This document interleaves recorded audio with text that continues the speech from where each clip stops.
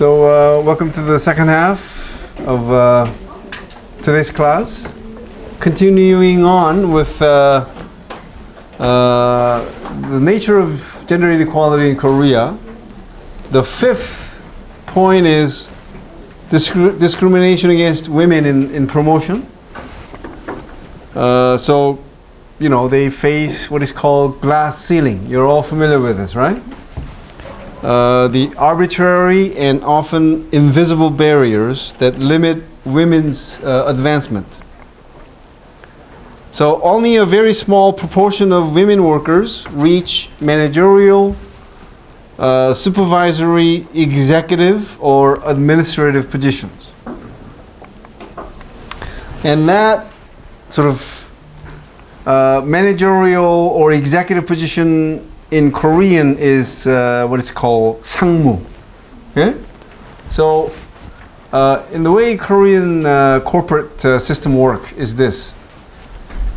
Pretty much everyone is promoted, and even if you don't get promoted, you know, you're not let go. Up to the division manager, okay, in Korean 부장. Okay? Not everyone makes it to that, okay? The level to which everyone ultimately makes is like department manager, 과장, right? But after that, there is definitely like a pyramid, right? And anyway, women who are in the position of 상무 or above, so in Korean, 전무, 부사장, 사장, 회장, it's only 2.4%. Isn't this really scary? How, you know, almost 98% of positions, you know, there are sort of executive, comprising men, right? So this shows you, this is shown in what is called glass ceiling index, done by the OECD.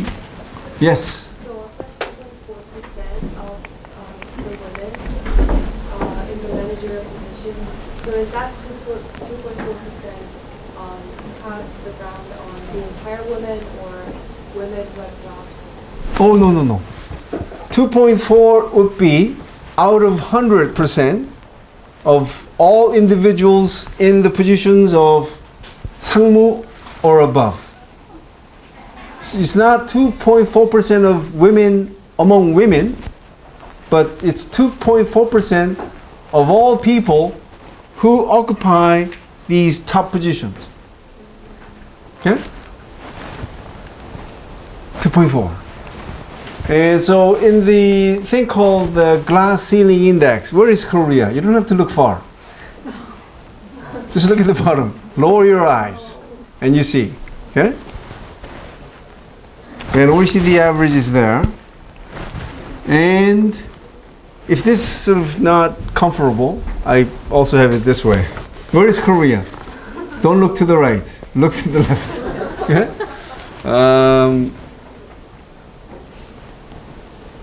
Okay? And there's a thing called glass cliff. Have you heard of this expression before?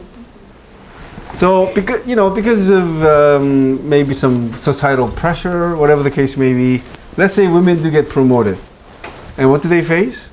Oftentimes, the studies have shown, they face a glass cliff. And this is what it is. So, after having broken through a glass ceiling, women are more likely than men to find themselves on a glass cliff. Why? Because of this. And again, this is not just a theory. It is based on findings. Okay? Yes. Again, there is a societal pressure, right? For companies to promote more women. That happens.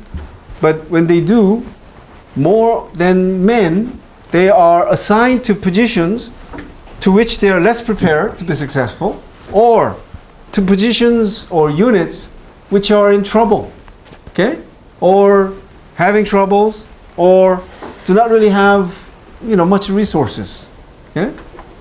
So, glass ceiling sort of going together with the concept of glass cliff. Okay?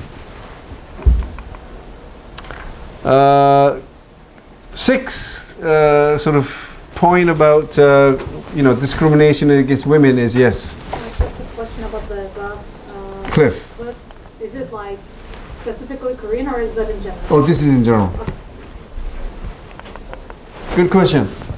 A student asked whether glass cliff is something specific to Korea or something that could be generally applied. And the answer is the latter. Discrimination against women in civil services, except for a very small number of symbolic figures in high positions, most women are low-level civil servants. I don't know if this will make sense to you, but women comprise nearly half of all civil servants, but only 10% of rank 3 and above comprised of women. Okay? So here's what it is. So this is the proportion of females among all civil servants. So it's about 50-50, right? So among all civil servants, half are men, half are women. But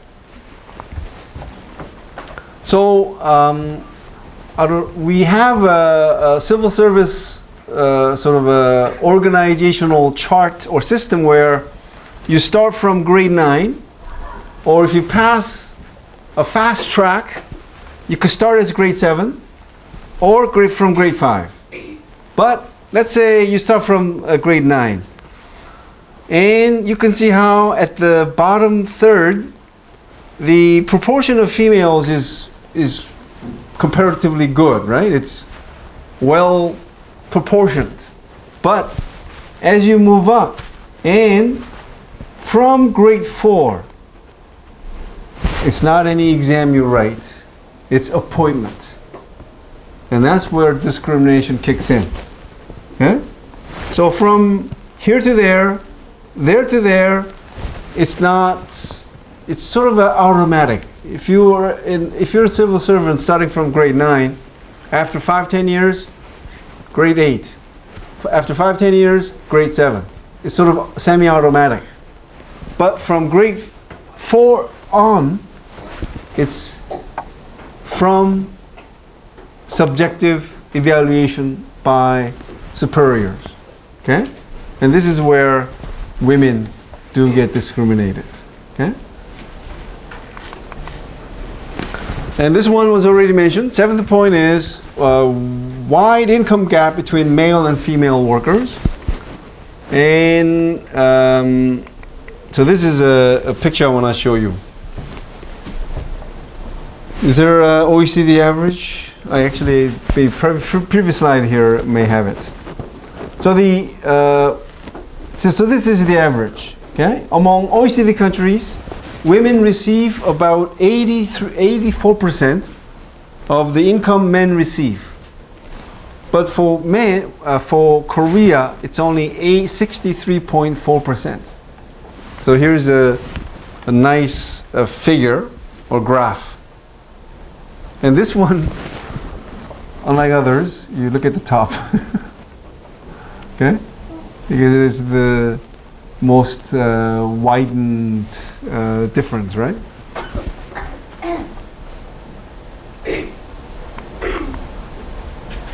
I'm surprised nobody mentioned, not specifically that is. Eighth, and this is a good discussion question, which I'll raise later. But anyway, the point is, we have underrepresentation of women in politics. And this is one of the key indexes that that is looked at in measuring gender inequality in any given country. Okay, so so this is the thing, and so it could easily be 2019. It's about the same, about 17% of lawmakers in the National Assembly comprises of women. Okay, so So it's been, so Korea has made significant improvements since if you look at from 1948 to 1992, it was under 5%, but now it's up to 17%. Do you think that's not bad in comparison to the world average? Or it's much lower, you think? What do you think is the world average for the proportion of women in national politics? Higher? Much higher or just slightly? Okay, that much is true. So you can see how this is for local politics. Women comprise about 28%. So they do better at the local politics level. Okay.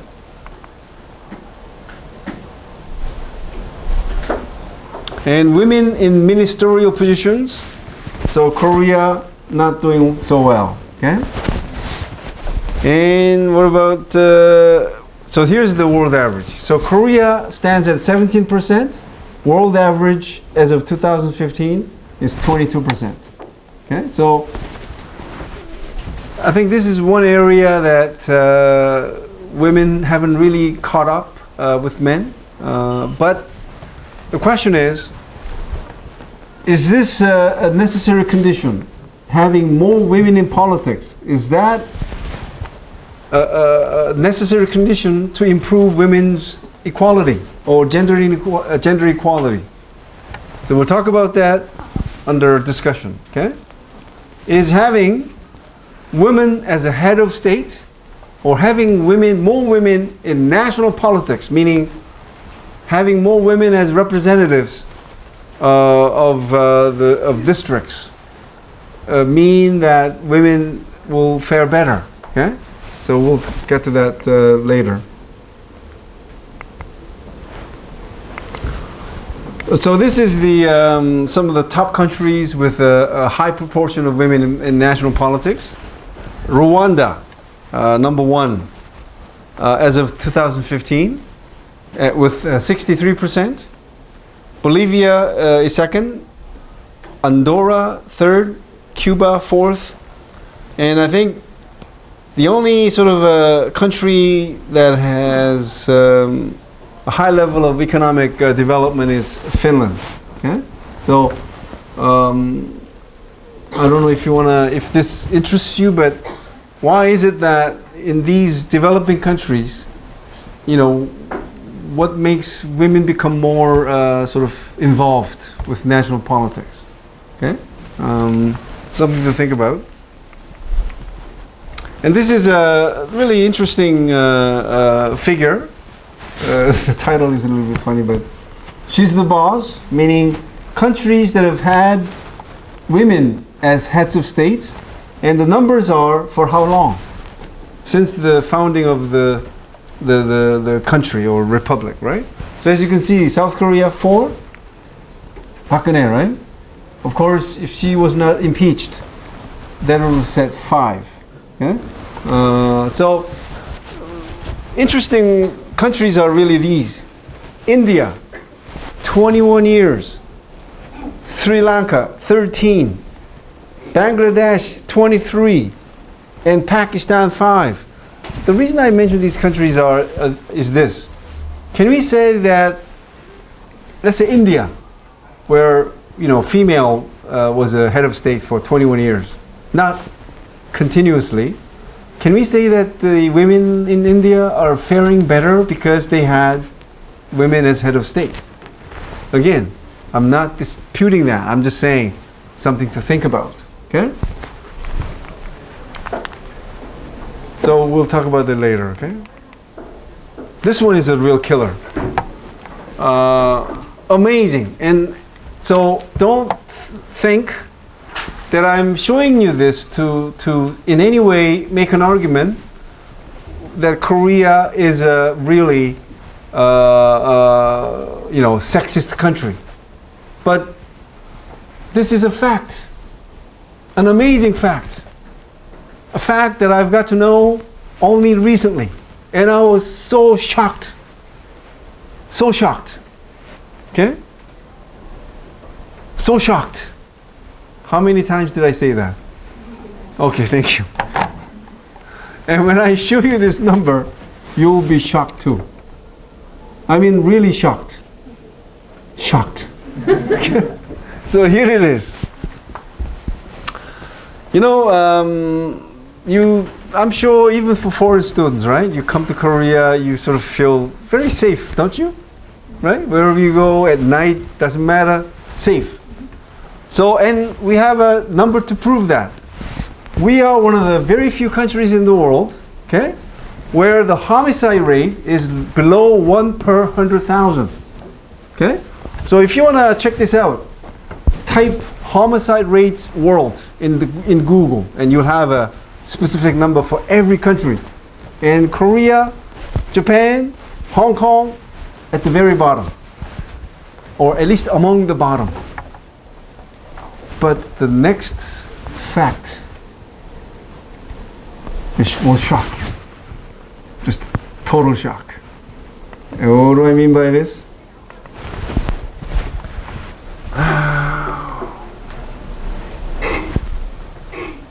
Don't tell me if you're not shocked. These three countries, Korea, Japan, Hong Kong, are the only three countries in the world where more than half of all homicide victims happen to be women. Now, if you look at just those three countries, you go, you know, what's the big deal? But look at this. Worldwide average is only 21%. Okay? In the world as a whole, only 21.3% of homicide victims happen to be women. And what was the Korea's rate? 52. And you may go, oh, what about other countries in Asia? Here it is. Philippines, 12%. China, 21%. So what's going on? Comparison. USA, UK. I mean, you don't have to look far. Just look at the world average. Isn't this amazing? Tell me if it isn't amazing. He's shocked, right? Thank you. Anybody who is not shocked? I'm sorry for smiling about this, but it was really a shocking. Oh my God! How many times did I say shocked?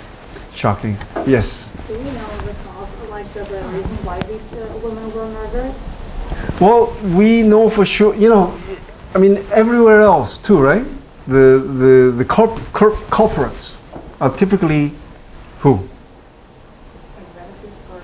Husbands, ex-husbands, boyfriends, ex-boyfriends, right? Mm-hmm. That cause is universal, but with the numbers we know, Koreans just do more, much more than the world average. Okay?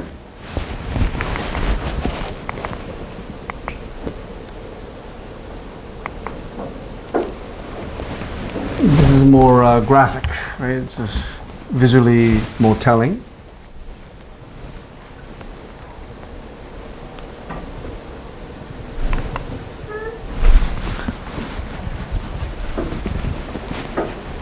So in the absence of wars, crime and social conflicts, women in these countries are more likely to be harmed by men they know.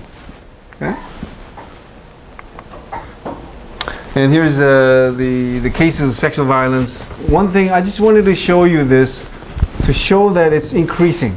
You know, so, you know, I'm not too mindful of the number of cases, but even for reported cases, again, which are seriously underreported, the fact is, it is increasing. Okay. Now, as for the question of whether this is an indication of gender inequality, that is also an open question. What do you guys think? Is it an indication of sex gender inequality or not? One product, if there is like an estimation of how many cases go by unreported, but usually there's like. Oh, I'm not. Are you talking about this or the homicides? Like both. Okay. So is there like, for example, the sexual assaults? Is there like an estimation of how many cases are unreported? Oh, it varies, but it is said that only about 10 to 20% are reported in Korea. Okay? And yes, underreporting is universal, but it's it's a difference of degree. Okay? Yes. Yeah, I was basically saying maybe the crimes went down, but the reporting goes up. Okay, that is definitely a possibility. It is.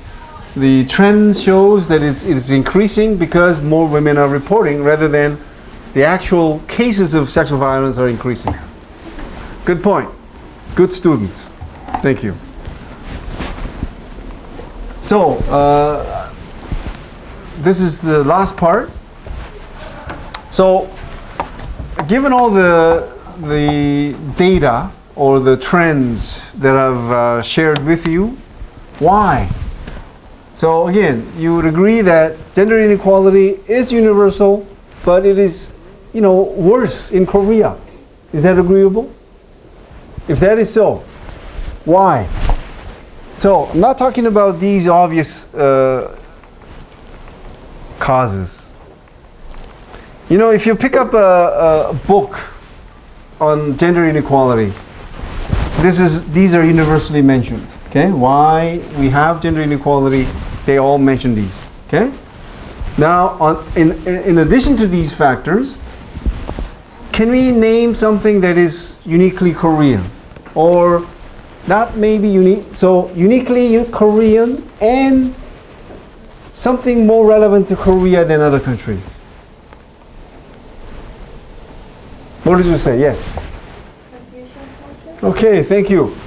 A student said Confucian culture. That's definitely a good one.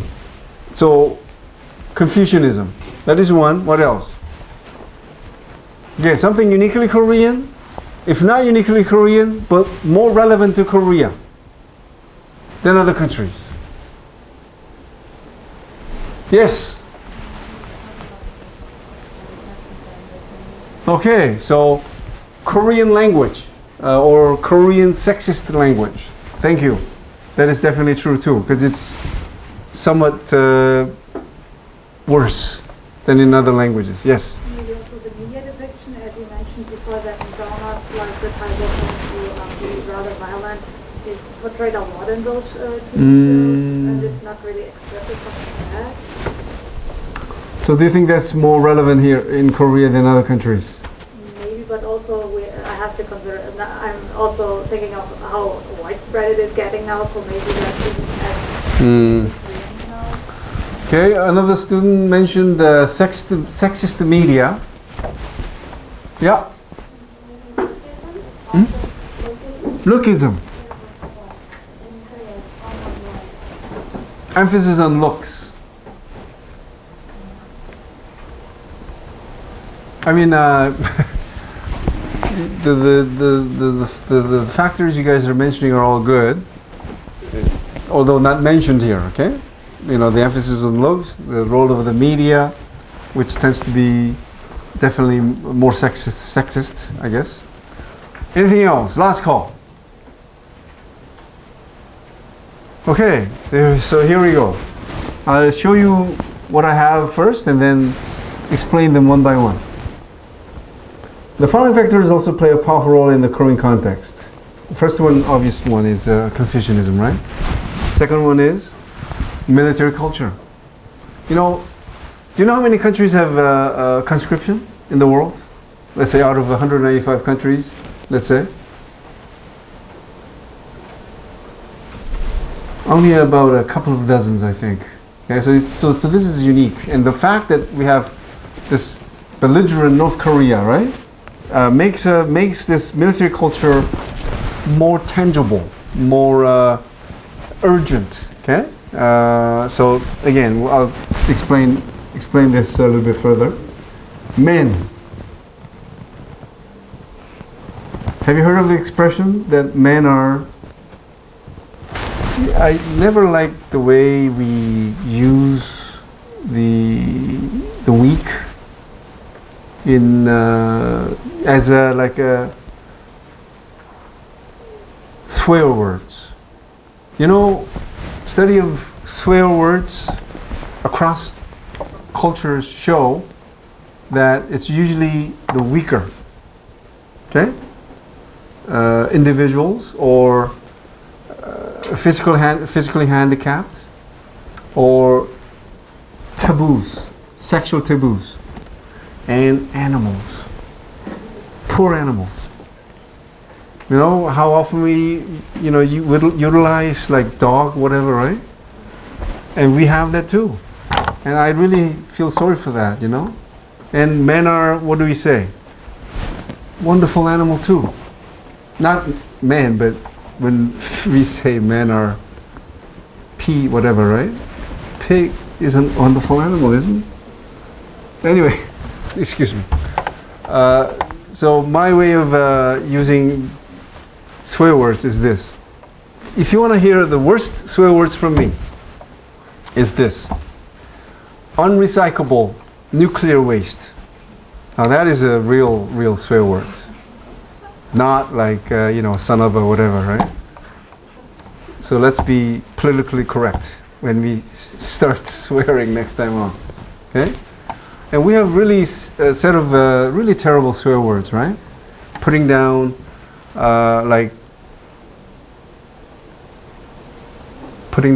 mates. How do you translate sang, whatever? Lower class, right? We use that as a swear word. It's terrible, right? And, okay, excuse me for being sidetracked here. Men and also female prostitution. Okay? Again, prostitution is universal, but it is done more here. Okay? So, again, it's a big question whether this plays a role in gender inequality. Okay? So something to think about. Sexist language. And last one, women's indifference. This is also a question mark, because could that be a factor? Women in Korea do mention how there is discrimination, right? Men are this, men are that. But I'm not, again, if I say anything here regarding this, I'm just playing a devil's advocate, okay? Is activism, part of sort of achieving gender equality? I'll leave it up to you, okay? To answer that question, okay? Because feminists in Korea argue that women in Korea know that there is very bad case of gender inequality, but not enough of them are acting on it. That's what they say. And whether you agree with that or not, I'll leave it up to you. Okay? So, let's go through this one by one. Confucianism, everyone knows, right? So, during the Joseon Dynasty, Confucianism played a major role in the politics and social life of the period. And so they believed in so the Confucianism believed in a hierarchical universe in which women were secondary to men, where, of course, everything was hierarchical, right? In the family, men, followed by sons, daughters, wife. In every relationship, other than the same-aged, same-sexed, friends, everything was hierarchical, okay? Even among siblings, based on the criterion of age, right? So the very famous saying, men the heavens, women the earth. And daughters were never accepted as full members of their family because of their membership was, considered temporary, because they'll marry and, leave the maternal family. And so if they get married, do they become part of the family they married into? No. And this was symbolically shown in the way they were never allowed to adopt the family name of the husband's family. Okay?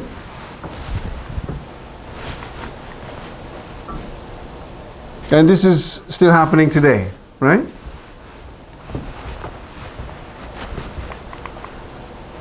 And marriage practices also stripped women of power. They were secluded within the domestic sphere.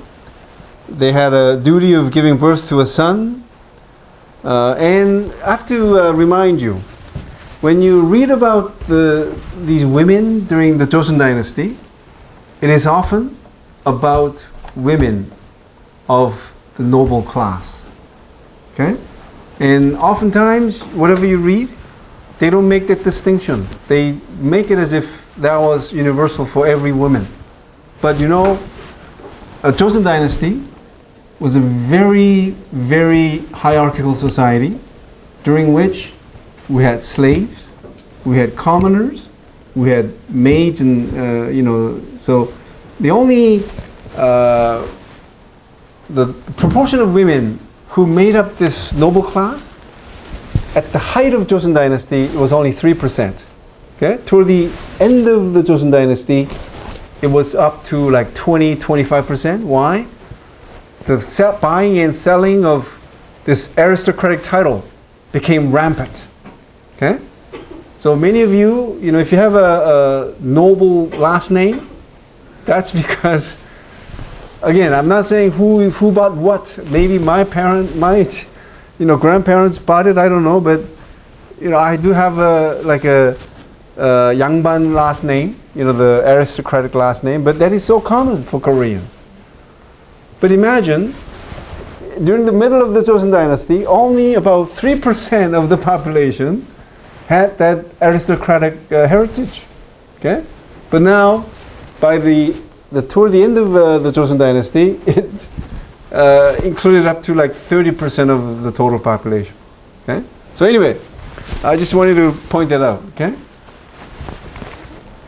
And this kind of a tradition still continues. These are school precepts. Do schools outside Korea have these?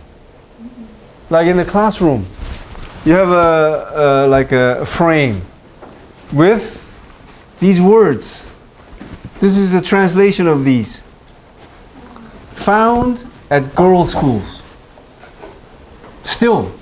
Today, this is not from 20 years ago. This is now.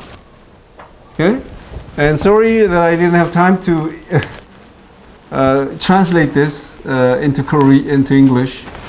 But these are all girls' schools at the junior high and high school level, and they all are very sexist. Okay, where the emphasis on sacrifice, purity. Okay. Purity/virginity, if you want to talk about the literal translation, right? Benevolence, 봉사. What is that in English? Volunteer work. Let's be a nice mother of the country, something like that, right? Help, sacrifice, forgive, and this is not good, right? What's the English translation? Endure. Okay. You endure what as a woman?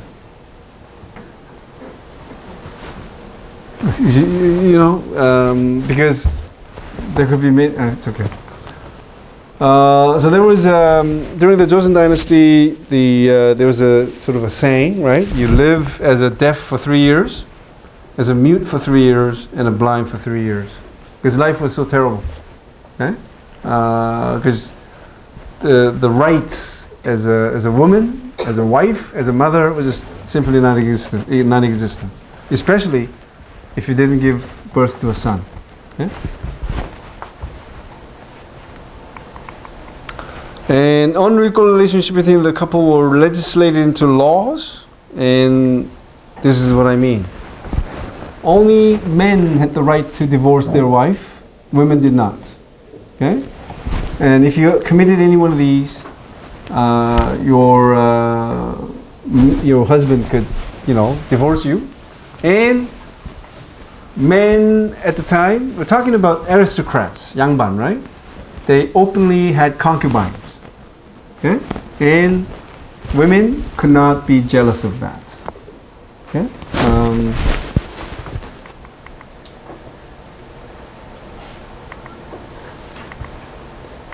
This one's okay. Okay, number 2, military culture. So I think this is, military culture can be said to be universal too, right? But it's more real here because we had a devastating war from 1950 to 1953, during which over 1 million Koreans were killed, and actually up to 3 million, civilians and soldiers. One of the most devastating wars since the end of World War II. And so because of that, history, and the fact that we have a very threatening, neighbor in the north, right? North Korea. So this military culture is more real, more again, I said this earlier, tangible. You can sort of feel it, right? And that's why glorification of war is more true in the country. Okay. So I say 24 months here, but it's now 18 for the army. Okay. So it's slightly different for Navy and Air Force. But the military duty is considered among men sacred obligation, and women are often perceived as having an easier life because they are exempt from this duty. So there has been a debate as to whether, like in Israel, whether women should also be conscripted. So which means not as long as 18 months, but like Israel, they do 1 year, both men and women. So I don't know if I have that as a discussion question, but it'll be interesting, right? What you guys have to say. Anyway, although it is considered sacred obligation, one thing, I don't know if you know this, but when men finish the military service, when they apply for a job, if they spend 2 years serving in the military, those 2 years count as job experience. So right off the bat, they earn more than the female recruit who has just got in. So there is that compensation.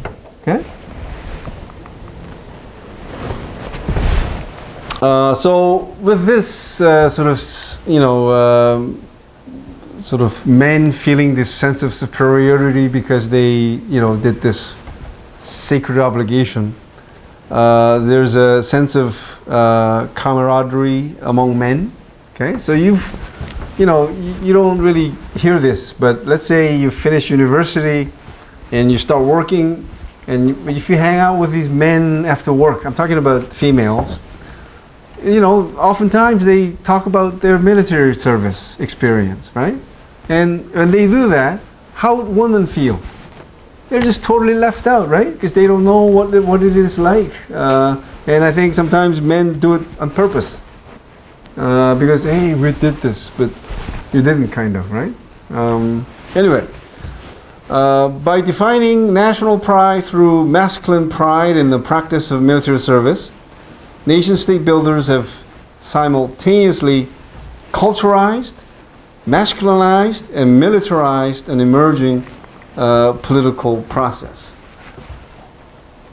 And historically, military service was a stepping stone to private sector and public spheres from which women were purposely excluded.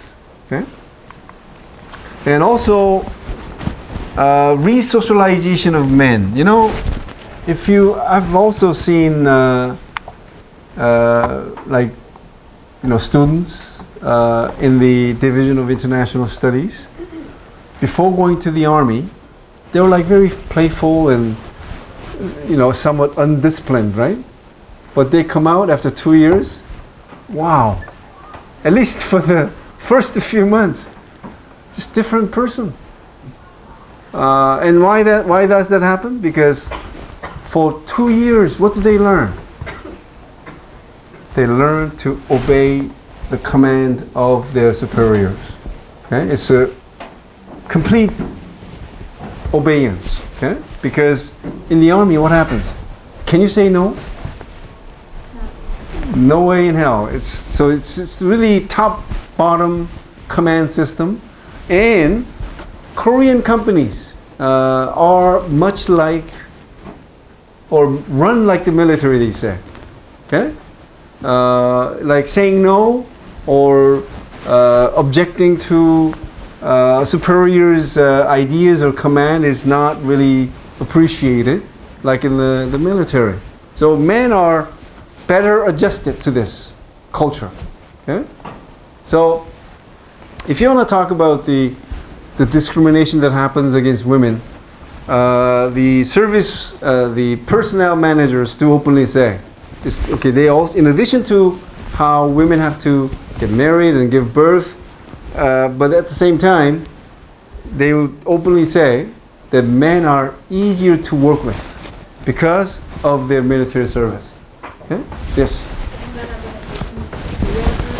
Because if you only do whatever your superior does, then there's less influence. There you go. So if you want to talk about creativity, innovation, this command system style corporate life is not good. Remember when I talked about individualism and collectivism, how collectivism does disservice to creativity and innovation, right? Yes. Yeah.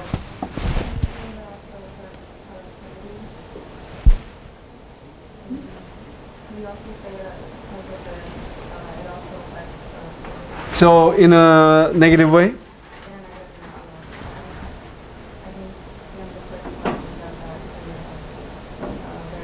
Right. What they're told to do. Okay. All right. So student mentioned how this, top to bottom command system sort of results in lower productivity. Okay. Point well taken. Okay. Third. Men. So I think when it comes to gender inequality, one of the biggest problems is, of course, men. Why? They're not willing to accept the new sort of demands being made by women, because it's a threat to their status, threat to what they have been enjoying for a long time, right? So they resist these changes that are designed to bring about more equal gender relations. Okay?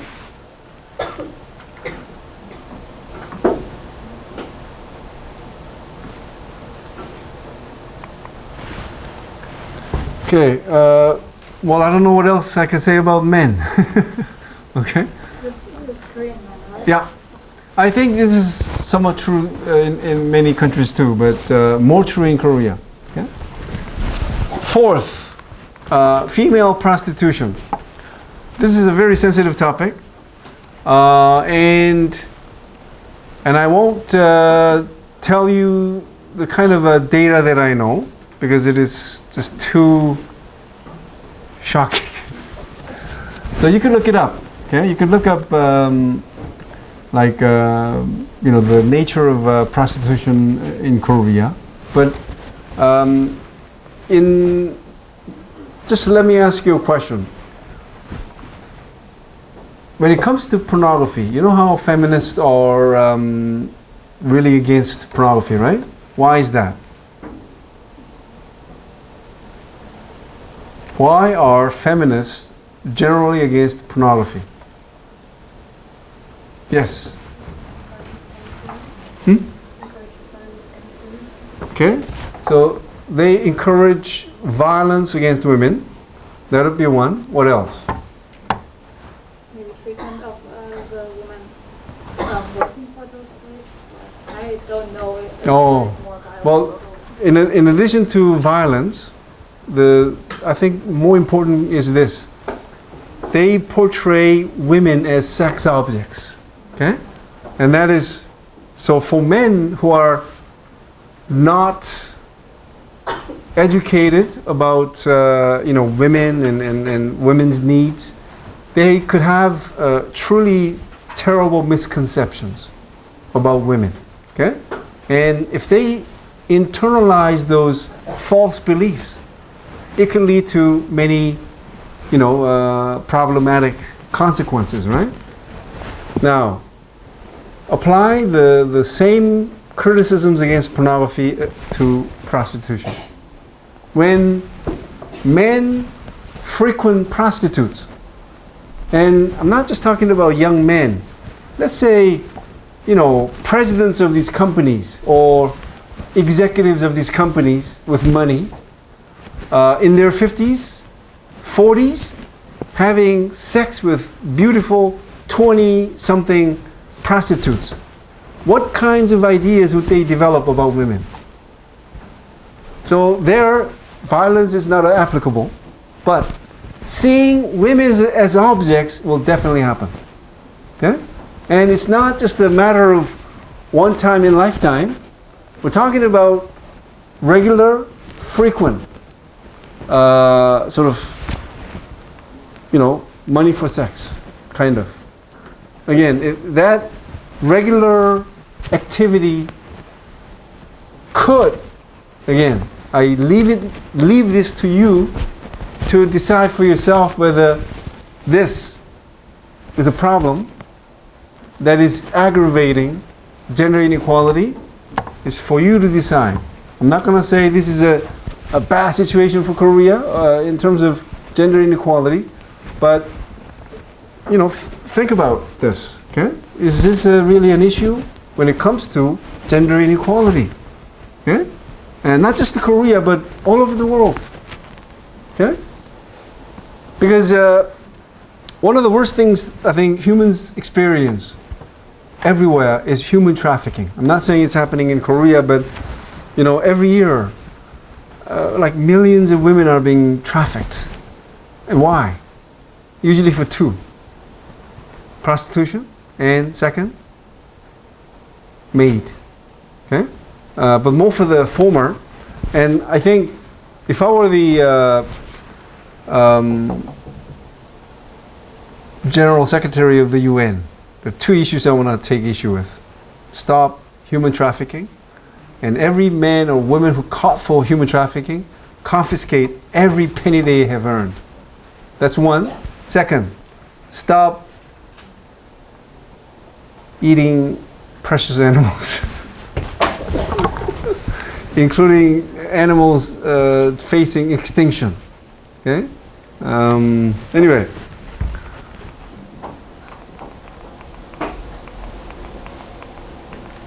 So one thing is this, Korean society as a whole is very tolerant of prostitution. I think that's definitely true. Okay? So prostitution debate in Korea is that, anyway, we'll talk about this a little bit later under discussion. So I'm going to give you some time to have the discussion, okay? Group discussion.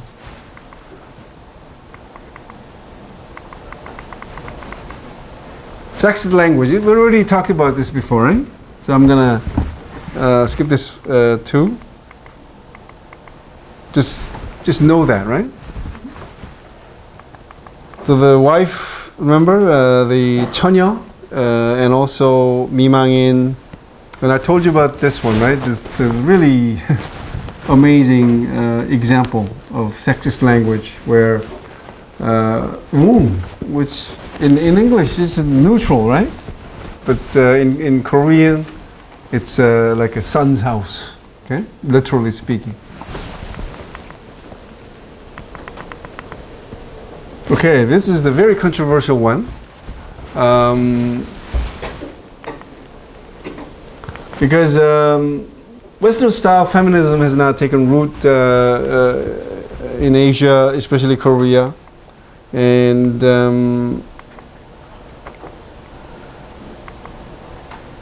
of course, these are generalizations, but still more true in Korea than elsewhere. Isn't that true? And in Korean, you know what that means? Putting on makeup is an etiquette. That's a very common saying in Korea. And you know, this really bothers me. You know how younger women, because there is a tendency for older men to date younger women, right? So younger women, while they're dating, they call their boyfriends what? Oppa, right? And let's say if they happen to get married, you know what happens? They call them appa. You know, it's not like they're committing incest, I would like to remind you. But you know, it's usually, why is it appa? It's usually, let's say they get married, they have a son, for example, and they name the son 철수. Then the wife would say 철수 아빠, which literally means father of 철수. But over time, it's too long, right? 철수 아빠. So then you just go 아빠. And I want to slap that woman in the face. If she had any thought about gender equality, that should never be done. Okay? Just never. Just call him honey, 여보. But never appa. So please, women in this room, if you get married, no matter how old he is or how wonderful he is, never call him appa. It's really sick, isn't it? Calling someone dad. You know, it's husband. I know. You're leaving out the name of the offspring, but still, to call someone appa, just, you know, anyway, yes. No, never. I mean, sometimes they do, but, you know, it's like, but when they do that, it's always someone's mother, never amma. It's only women who does this. So if you want to act out your feminist side, never appa. And of course, if you want to take this a level higher, you know, in the 1970s and 80s, I think feminism was even stronger. Why? The students, when you know what they call their elder men, it was 형, not 오빠, 형. They wanted to maintain a level of equality. Okay, so I think something has to happen in this regard. Okay, I don't know if it's just me, although I'm men. You know, is it okay for women to call someone older oppa? I mean, I want to hear from Korean students. I know it is a convention, right, that you call someone older than you oppa, but whether that contributes to gender inequality, I don't know if you thought about that. But think about it. Because when you call someone oppa, you are creating this natural hierarchy. Oppa is someone older than you, okay, who has more power over you. And you are giving recognition to that. I know I'm just carrying it a little bit too far, but you know, if you want to think about gender equality, it's got to be started somewhere. Where do you start? Where do you start? Yes. I have a question. Do you mean like only the word oppa, or do you mean like in general, like bigger terms like oppa and hyung? Because I have a question. You say that oppa is a term that gives men more power over women. Right. Is that in terms of like all these kinds of like hierarchy terms like oppa, onion, or is it just concerning oppa? I don't follow your question. It's just that even not only men that younger women are dating, even in just class setting, someone older than this woman, she would call him oppa if they get to know each other. Whether that's okay from the perspective of gender equality, I'm just raising a question. Okay? I know it's a very sensitive topic, right? But anyway, thank you guys at Beijing University. 꺼졌나? Okay, it's about good now.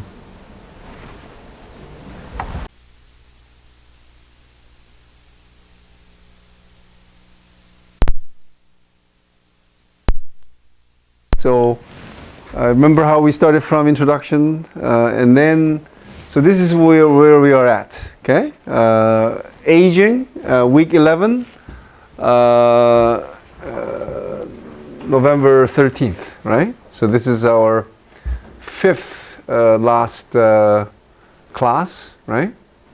So let's cherish our moments together. And the today's topic is aging in Korea. And I gave a subheading or subtitle, Democratic Time Bomb. And I think by the time I go through what I have for you, you will understand why this is being treated as a time bomb. Okay? So let's start with some quotes. Aging is about aging and what ultimately? Death, right? So anyway, there's a fountain of youth. It is in your mind, your talents, the creativity you bring to your life, and the lives of people you love. When you learn to tap this source, you'll truly have defeated age. Beautiful quote by Sophia Loren. She's a very famous actress from Italy, I think. Life is not measured by the number of breaths we take, but by the moments that take our breath away. Phew. Anonymous. I wish I said it. This one, which I think I found on the wall of a campus at Berkeley, I think. Time is the fire in which we all burn. Also anonymous. But the next one is something I want you to think about. Have you guys seen the movie called Bucket List? If you could download it, whether legally or in other ways, try to catch it. The movie is about these two, I think, terminally ill, old individuals who are stuck in the same hospital room, and they sort of decide to, you know what bucket list is, right? Things you want to do before you die, right? So they decide to do everything that they have on the bucket list, and one of the trips that they take is to the Egypt to see the pyramids, right? So just in the movie this is possible, right? These two men, main characters, are sitting on the top of the pyramid, and they're having a conversation, and it goes like this. The ancient Egyptians had a beautiful belief about death. When their souls got to the entrance to heaven, the guards asked two questions. Their answers determined whether they were able to enter the heaven or not. The first question was, have you found joy in your life? Second question was, has your life brought joy to others? This just a quote from a movie, but I really took it to my heart, because ultimately life is about really you finding joy in your life, right? Things you do And at the same time, life is not just about yourself, but, you know, doing things for others, right? So I think this simple, you know, quote or passage from the movie, it just has such a powerful message for sort of reflecting on, you know, how we should live our lives. Okay, so keep that in mind. Anyway, how you feel about your own age? This is really, isn't it really nice? So from up to late teens, you wish you were older, right? And maybe, you know, maybe when you're in your 20s, you're comfortable with your age, but you start thinking about wanting to be younger as early as the late 20s, according to this particular graph. You guys are all happy with your age? I hope you are, because things get a little bit tougher when you get older, okay? So enjoy your youth, because you're young, right?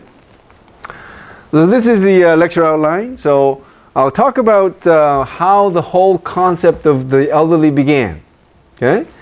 And then aging is a global issue, it's a global problem, and I'll show you how this is so.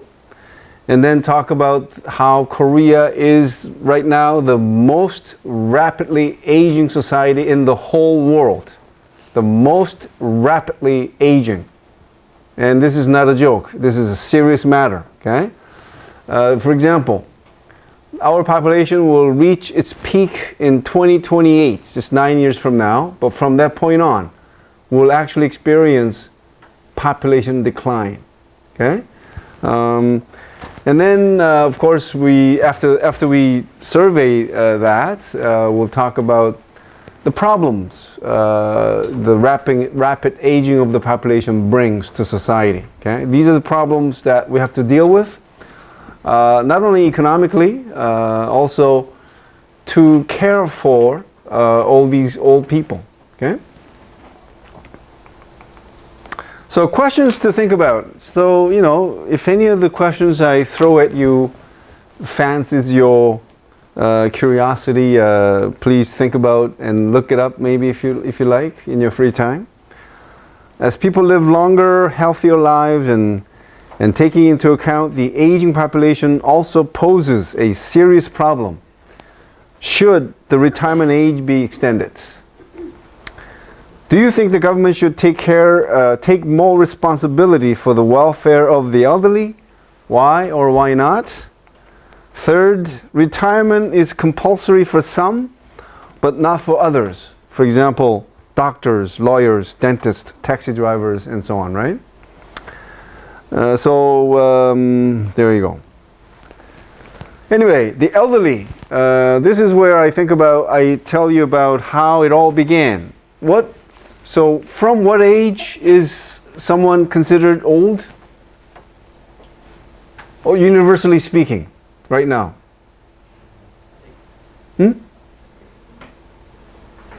65. Okay? 65. And did you ever wonder, like, when did this idea begin? Who thought of this? And I have an answer for that question. So this whole idea began in 1889. So that's roughly 130 years ago, right? And Prussia, which is now Germany, introduced at the time, in 1889, the world's first, like a pension or social security for the elderly, okay? And the chancellor at the time, Bismarck, he was asked by his subordinates, "Oh, Chancellor, you know, we're going to be starting this social security for the elderly. From what age should we offer this benefits from?" And he was like, like the Rodin's thinking man. He was like, and he said 65. Just out of whim. You know, it wasn't like he studied anything. He just did it. Now, you know why? Although it was a so-called whimsical decision. Why? Do you know why it made sense? What's the world's life expectancy now? World's. The whole world. remember, Korea is about 80 something, right? For the whole world, which includes, of course, developing countries in many parts of the world, it's 72, okay, as of 2017. You know what life expectancy was of the whole world in 1889, roughly? It was 31 years. So did the age 65 make sense or not at the time? Of course it made sense, because not too many people lived past the age of 65. But what about now? The age 65 is, younger than the average life expectancy, right? So that's why if you ever come across calls for extending retirement age, you understand now why this is happening, right? Although it's not good for young people seeking jobs, but we're simply living too long, and retiring at 65 may be just too premature. Okay, so keep that in mind. All right. So again, when the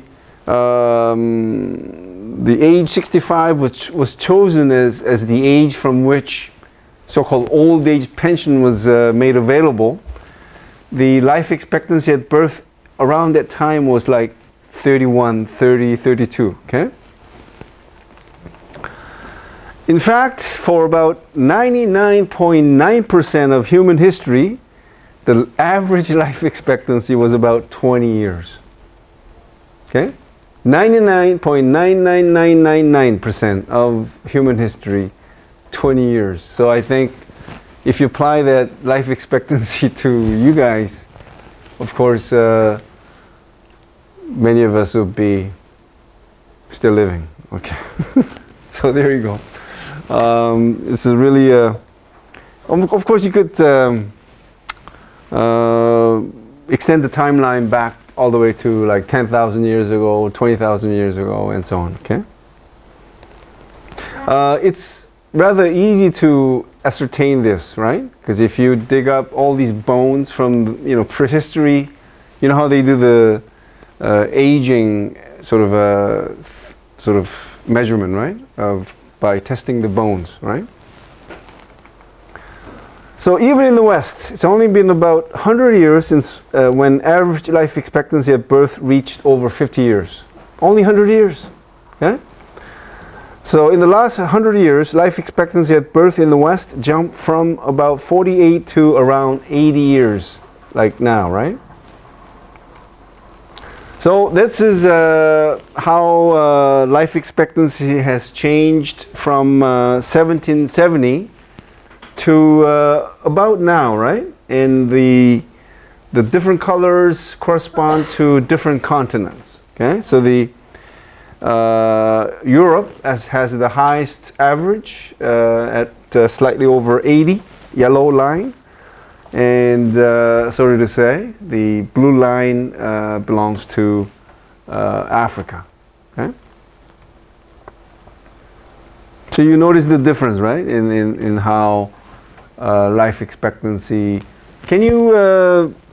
So you could see how the life expectancy sort of rapidly grew between 1850 to like 1900, right?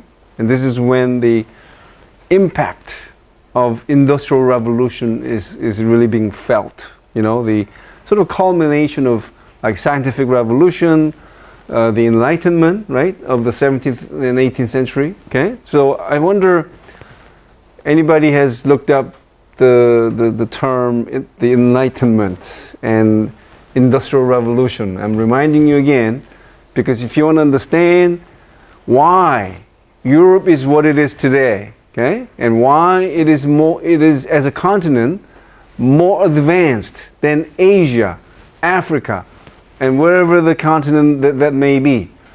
Two main factors. That's the Enlightenment and Industrial Revolution.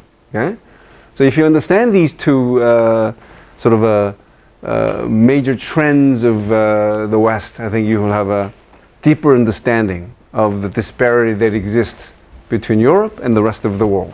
Okay? Hello guys. Okay, continuing with the, up to now I just, shared with you how this whole idea of the elderly or the concept began and how it made sense at the time because, the global average life expectancy was much lower than the age of 65, right? Now, to move on to this topic, global trends. So, how many of you have sort of recognized this, that the world as a whole is aging? Did you guys sort of know that before? Okay, good. So, do you think this has been happening for a long time, or is this just a recent thing? It is very recent, okay? And it is unprecedented, okay? It never happened before, in your parents' generation, for example. It is happening right now, okay? And you guys will be most affected by this, okay? So this century, you'll see even more rapid aging of the whole world than ever before, okay? So this is the aging population. You can see the numbers, right? So, right now there's only 1 billion people who are aged 60 years or over. Again, some stats sort of look at, people who are aged 60 or older. But again, the sort of a more official age from which a person is considered an elderly is 65. Okay, so this one is a little bit confusing because it has a figure for a population aged from age 60, but others this is more 65, right? So as you can see, in 1950, the elderlies accounted for only 5% of the total population of the world. That number, or the percentage, increased to 7%, so not much a difference between 1950 and 2000, right? But in about 21 years, in 2050, the proportion of the elderly will jump to 16% of the total population of the world. So that is compared to 1950, in about 100 years, the proportion of the elderly in the world population is going to jump 3 times.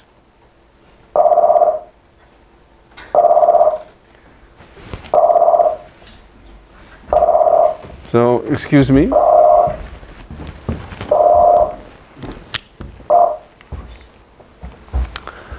And here's still sort of showing the trend of the world sort of population aging. And this is another indication that the world population is aging. Either this year or maybe next year, for the first time ever in world history, children, or should I say, the elderlies, the number of elderlies will exceed the number of children aged between 1 to 5. Okay?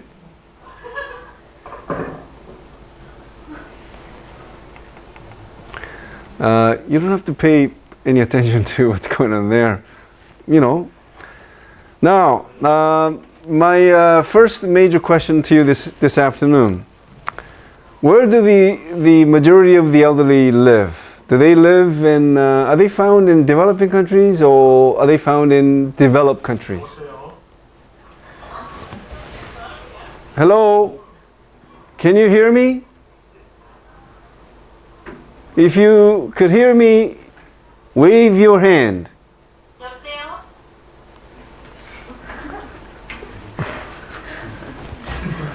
Hello? 你好. Well, you guys are liking this more than what I'm presenting to you. Enjoy.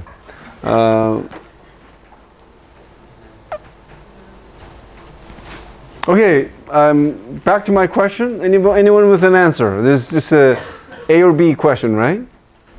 You have a 50 chance of being right. Yes. Developed. When you give a wrong answer, you get a buzz, right? Anyway, it's actually the developing world, because the proportion of the world population who live in developed countries is only like 20%, right? So that's why. So here we go. So this is not a recent development, okay? So as you can see, even from 1950, more elderlies lived in developing countries than in developed countries. The only difference is that, as time passes, the difference between the developed and developing countries is gonna even, widen. Okay, as you can see in the graph here. Okay. 이거 해야 되나 계속? 아니면 스탑해? 아닙니다. 계속 Okay. So this is another amazing image which shows you how the world is aging. Okay, so the sky blue shaded countries have population, the proportion of the elderly ranging between 10 to 30% of the total population. So there you can see how United States, most of South America belong to this group, right? Again, sky blue shaded countries have out of the total population, 10 to 30% comprised of the elderly. But if you look at the navy blue shaded countries, including China, Korea, and Japan, more than 30% of the population will comprise of the elderly by 2050. Okay? Okay? I hope these data surely make you be aware of the the rapid aging of the world population. Okay. Okay. So, having sort of laid the the groundwork of how the aging of the population is not something unique to Korea, I sort of gave you all these details about how the world is aging. But now let's talk about what's happening in Korea. Okay? The proportion of the elderly in the total population in Korea last year was 17%. Okay, 17. And the ratio is expected to rise to 24% in 2030 and 37% in 2050, which will be the highest proportion in the world, or second highest next to Japan. Okay? Now, some things you just have to know, right? I keep on telling you, right? Some things you just have to memorize. Can anyone tell me what aging society is? That is the definition. What is aged society? And what is super-aged society? And you could mark my words. Do you think this will be in the final exam? Yes. And to explain what's happening in Korea, you have to refer to these terminologies and you have to explain to me what they mean. So can anybody tell me what aging society is, aged society is, and super-aged society?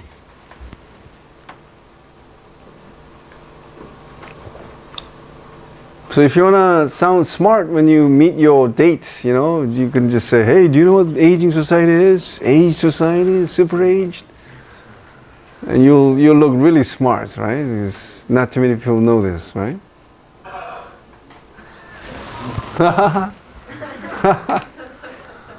Anyone? Take a guess. Okay, so I'm going to actually ask someone to recite this, okay, after I go through this first. So you better pay attention. Aging society, or should I say, a society is considered an aging society when the elderly, meaning those aged 65 or older, comprise more than 7% of the total population.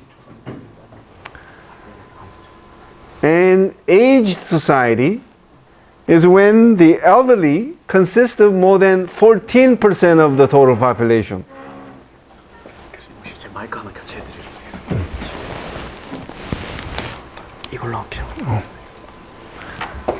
And super-aged society is when the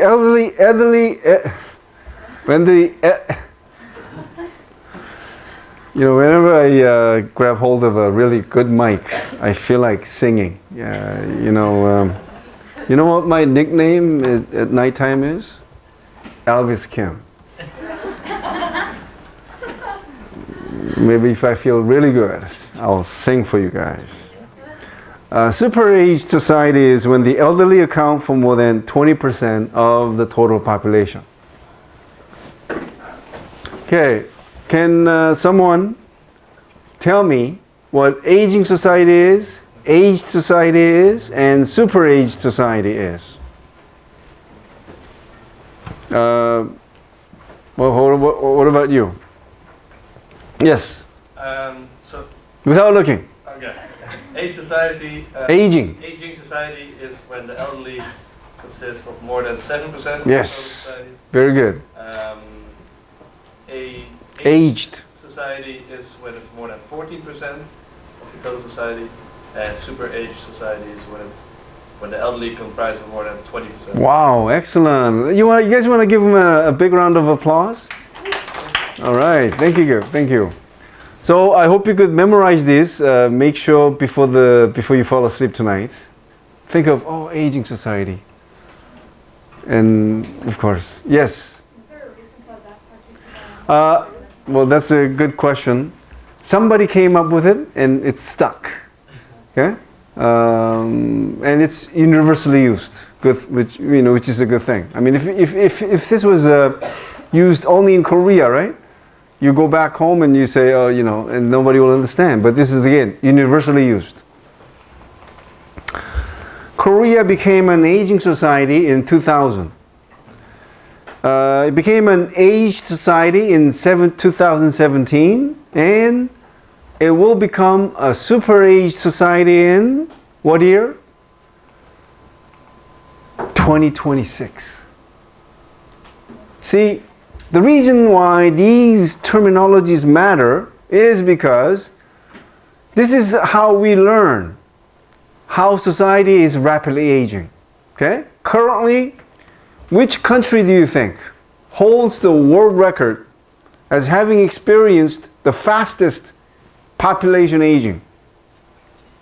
Japan. And we know about the Japanese experience by how long a country took, or Japan took, to make a transition from aging society to aged society, and how long Japan took to become an super-aged society from aged society. And we have a cold data to prove that Korea will be breaking every world record held by Japan. Wow, isn't it? It's not something that we will like. Okay, I think Korea maybe likes breaking records held by Japan, but this is not a good one. Okay, did you get that, students at Beijing University? Yes. So here we go, and take a good look at the table here. Okay, again. Before Korea, look at the Japanese record. Okay, Japan took 24 years to make a transition from aging to aged society, right? You can see that, right? Right? And it took 12 years to make a transition from aged society to a super aged society. And now look at Korea's rate. Korea will beat Japan's world record by 7 years. It'll take us only 17 years. I mean, it already happened, right? It took Korea only 17 years to become an aged society. And how long will Korea take to become a super aged society? 9 years.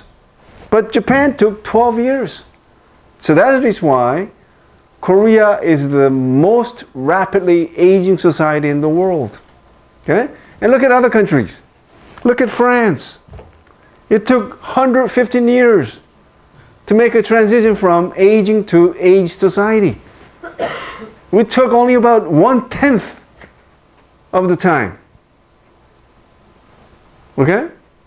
So I hope you get a good sense of why Korea is said to be the most rapidly aging society in the world. Okay?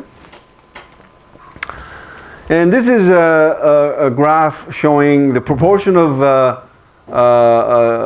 children up to the age of 14 compared to 65-year-olds old or older. So you can see that the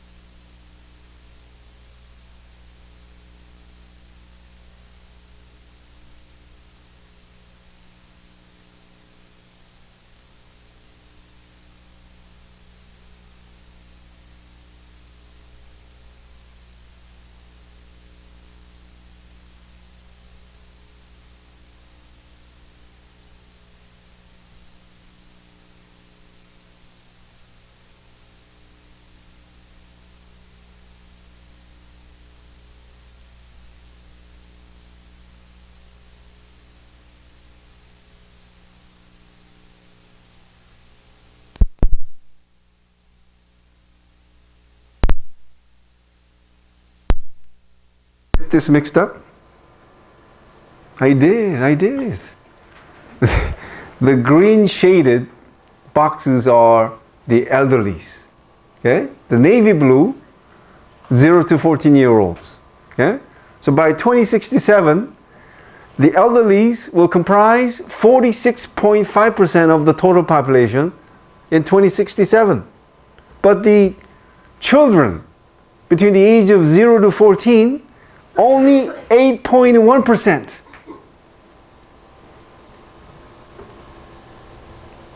So patriotic Koreans, you've got to have more children. Just kidding.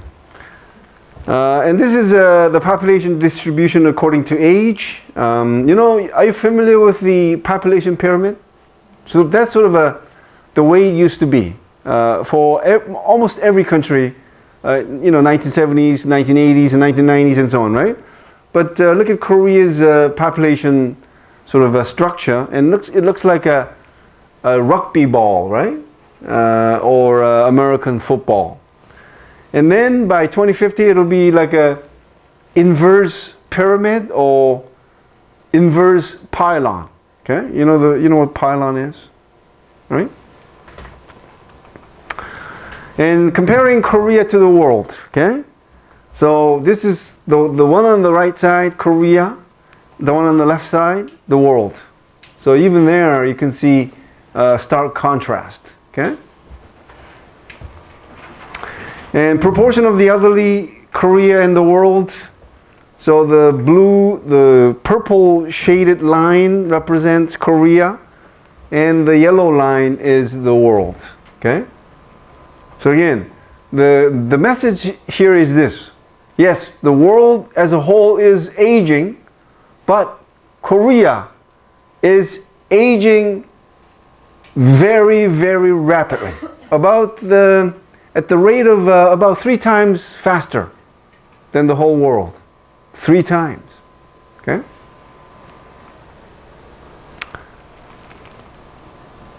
Now, this is a good essay question, I think.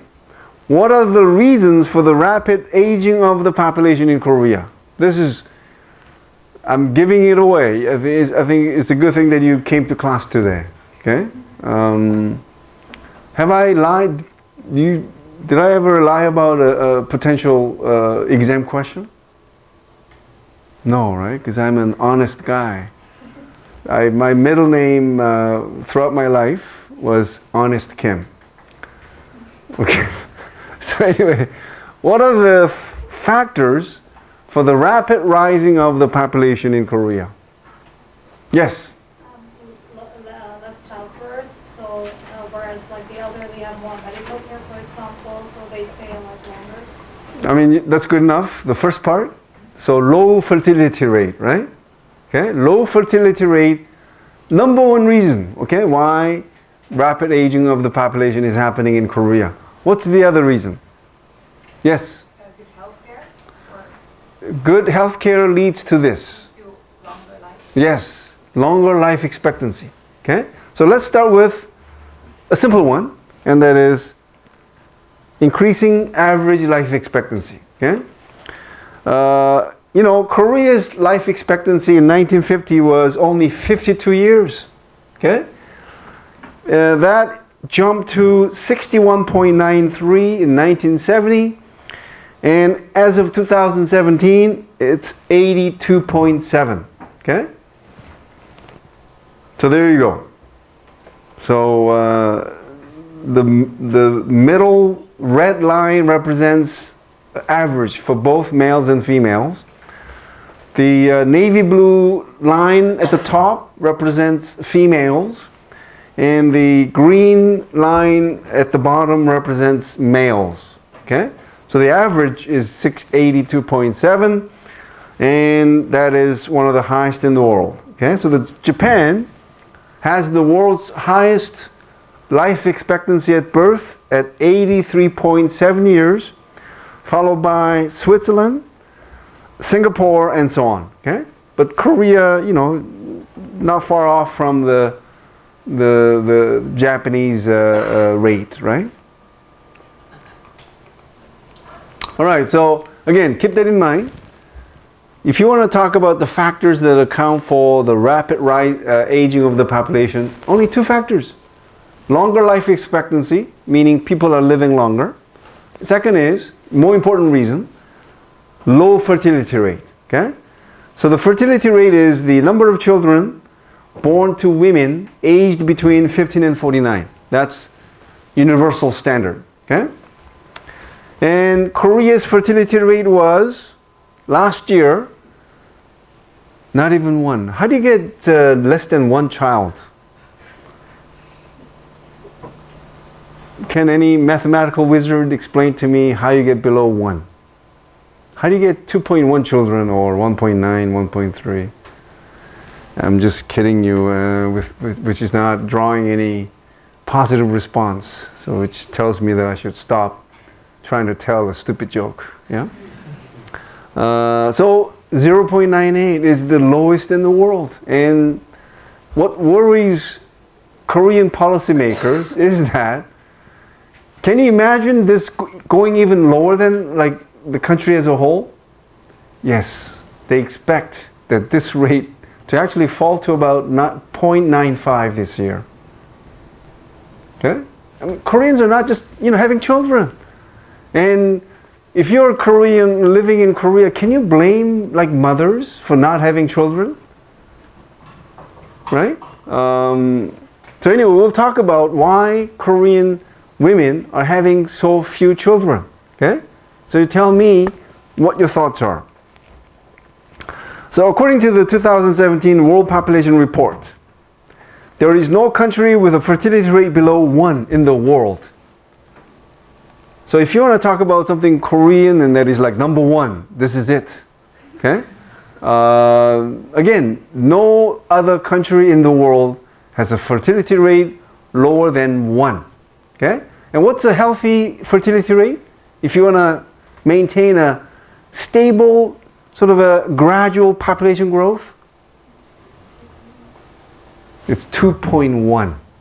Okay? So we're not even half of what is a desirable fertility rate. Okay? So anyway, there are only 9 countries with a fertility rate of 1.3 or below or lower. So even 1.3 is worrisome, but Korea's rate is, not even 1. So here we go. If you look at 1960, our fertility rate was 6.16. So if you have a parent or relative who was born in the early 1960s, you'll find that you have like 5 or 6 uncles and aunts, right?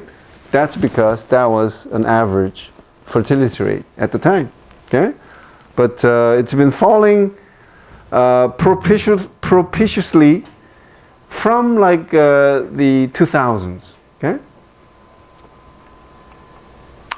And this is the fertility rate for OECD members in 2017. OECD average is 1.65. This is, again, back in 2017, Korea's rate was 1.05. Okay? And, it's good to know. I don't know if it is a politically correct thing to say. I mean, what I try to do in this course is not only tell you about Korea, okay, throughout every topic, right? I want to share with you what's happening in Korea, and I want you to sort of have a comparative perspective on how Korea compares to, the global trend or in comparison to certain other countries. So as you can see, globally speaking, yes, women are having less number of children, as you can see there, okay? A really nice graph, okay, showing what's happening globally, okay?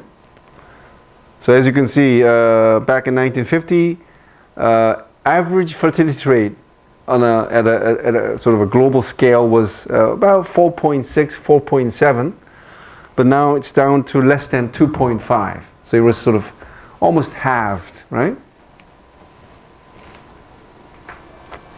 And this is a graph showing, the countries with the lowest fertility rate, okay?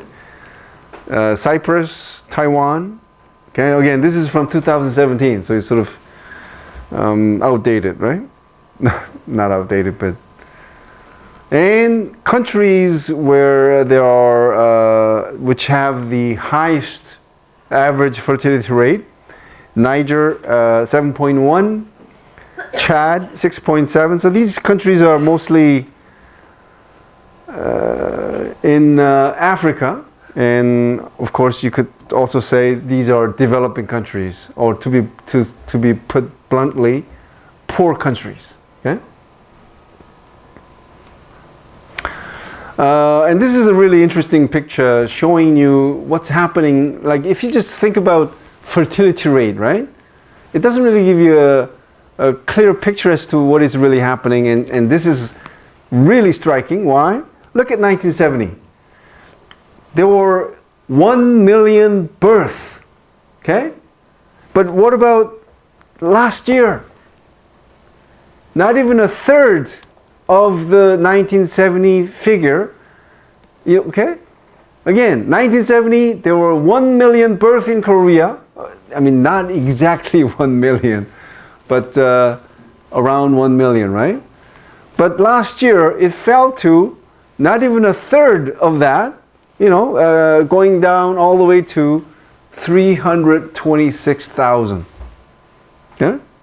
And I mean, this is really serious. Okay? I don't know if Dr. Connolly gave you a sort of a good sense of what's happening in the education field, where universities, we have like 450 universities with an expected enrollment of, let's say, 500,000. But just next 5 years, that's going to be, slashed by a third. So, that's why the universities in the countryside, many of the universities that are not reputable, they're in big trouble. Because they just simply have to close, right? Not enough students, okay? And also, there are so many elementary schools which are facing shortage of students. Okay? So where do teachers go? What about all these teachers' colleges which are, training thousands of these teachers who may have no place to go to work. Okay? And this is also very interesting. Fertility rates by provinces and cities. And where is I wanted to show you this because of the last city that you see here. The city with the lowest fertility, the country as a whole has a low fertility rate, but there is one city that has the lowest fertility rate in the whole country. And which city is that? Very proud Seoul, the city of low birth. That's another nickname for the city, right? Remember the first nickname I told you about? Yes, city of neon crosses. But now you add to the list Seoul as the city of less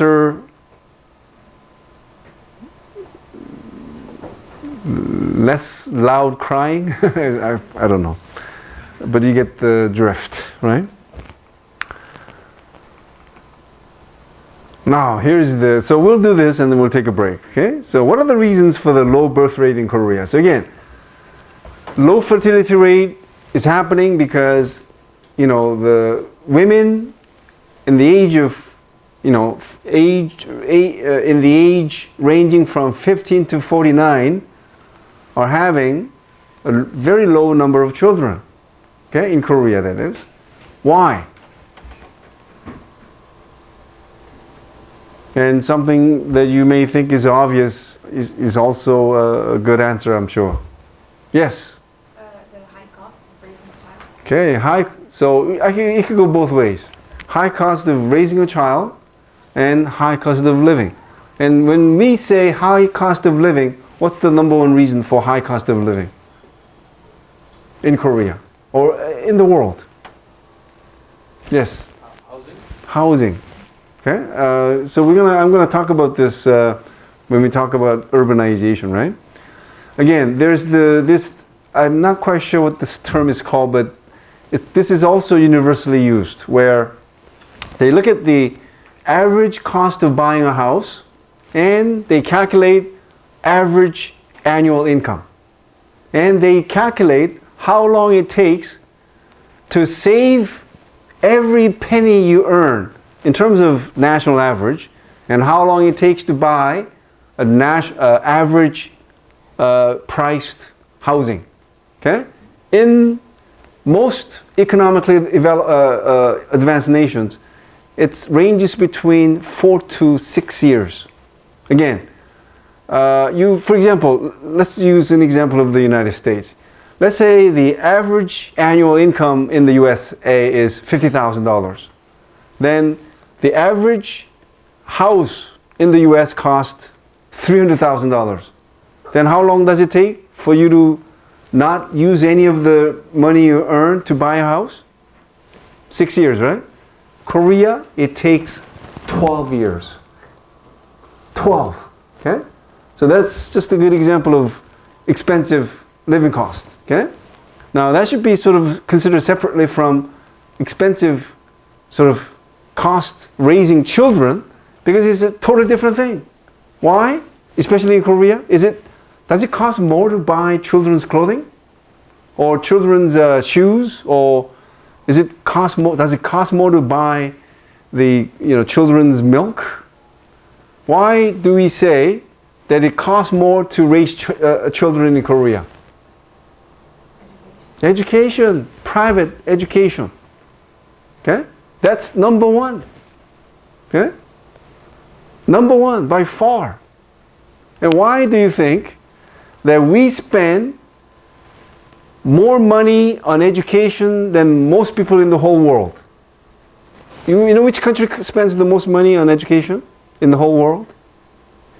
It's the United States. Okay? No, they have a free ride all the way to high school, right? But from university on, private university, like $50,000, $60,000 a year. Okay?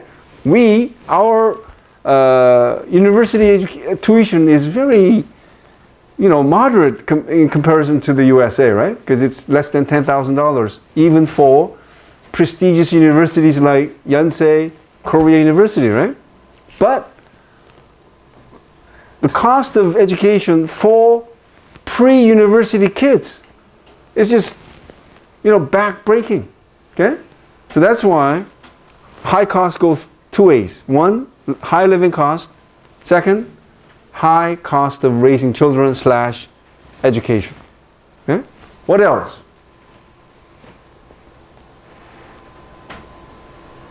Yes? Change in society, because before people had more children to ensure that they would be taken care of, or because of Confucianism, where it was said that you had to make sure that the answers could be respected, so you have to keep the line, and that isn't as much practiced anymore. Okay, let's call it change in values regarding marriage, regarding having children. Okay, I don't think I have it here, but it's definitely deserves a mention. Okay, change in value. What else? Yes? The mental health problem associated with a harsh education. People don't want to put their children through what they went through growing up. So let's call it a stress involved in raising children because of such a stiff competition in education, right? So parents themselves went through hell, and they don't want to subject their children to the same thing. So they have as little number of children as possible. Yes? More women want to work and go to college and spend their career, spend time building their careers. Okay. People should back or just don't have children. So that's good. More women now enter into marriage much later than before, because of schooling and also because of working, right? Or career, right? Anything else? You're still missing something that is really, really important here. Are you thinking? Or are you sinking? You gotta think or think. And I think the latter is better, right? Wow, I came up with a really powerful statement. You either think or think. Phew. Amazing stuff, right? You better write it down, guys. Do you want to think or think? It's another one. Variation on, yes? I can ask a question. Maybe also people want to stay single? Oh, yes. That's a good one. Increasing number of Koreans are staying single. And do you think it's voluntary or involuntary?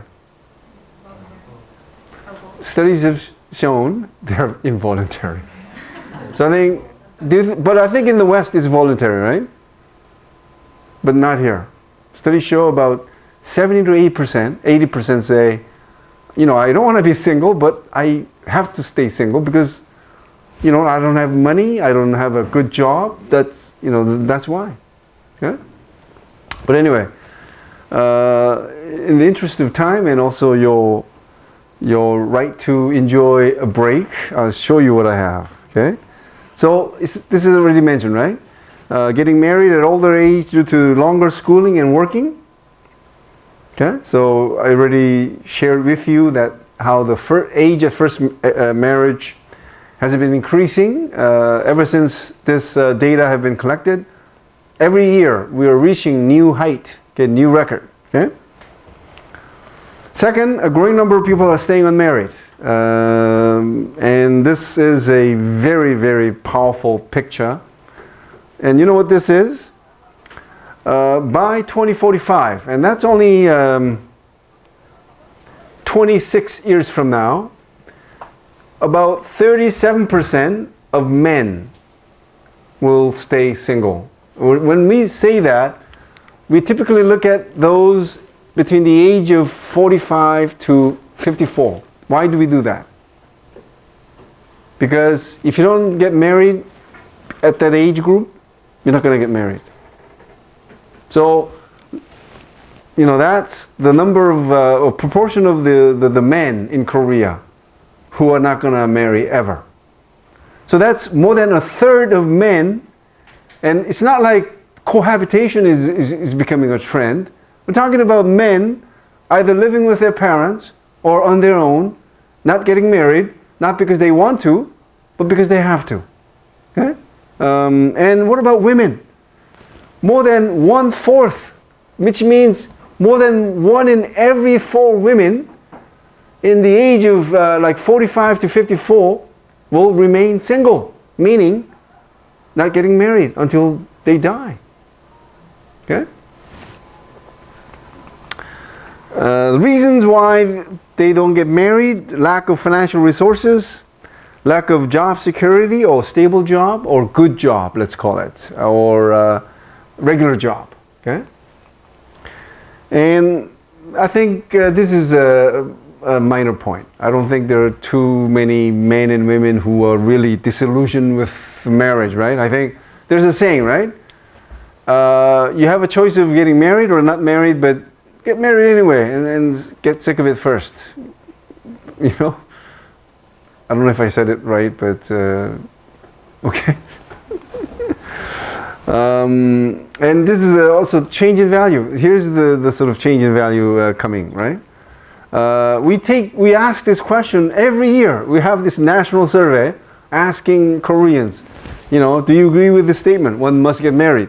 You can see the trend of like downward sort of spiral or trend, right? High childcare costs and lack of affordable childcare facilities, high education costs. Oh, so I got them mixed up. I thought United States was #1. There's another thing that Korea is #1. Our education spending is higher than that of the United States. And stress of raising children, right? It is a major stress. Okay? High living costs. Lastly, and this is a sort of a controversial, I wanted to sort of think about whether this is, a cause. What do you think? Because we're going to talk about this when we get to, like next week, when we talk about the increasing multi-ethnic reality in Korea. If we assume that Korea has had this high abortion rate, could that be a sort of a contributing factor to a low fertility rate? Shocking number is that if you look at surveys taken in the early 2000s, 40% of women who have ever been pregnant had an abortion at least once in their lifetime. Okay? So abortion was a thing. It was something that nobody was sort of ashamed of, because it was something that was done by so many women on a regular basis.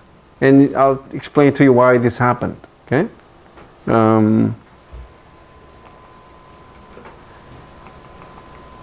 All right. So now we'll take a break. So I'll see you back here at 3:10. To continue with the factors for the low fertility rate in Korea, there's a couple of other things I want to add, and one is, and I'll start with a question, is education, or should I say educational attainment, positively or negatively correlated with fertility rate? Negatively. So this is a universal trend. In every society that is known to humanity, higher education means lower fertility rate. Okay? That is a universal truth. But there is a one glaring exception, and that country is Korea. Okay? So Korea is the only country that I know where wealth translates into higher fertility rate. And this is one part that I really feel sad, because, you know, in Korea you got to have money to have even children. And it's not because, you know, the hospital costs for delivering babies are, you know, expensive. No, it's almost free. Okay? So here it is. Women with high school diploma, the fertility rate is 1.02.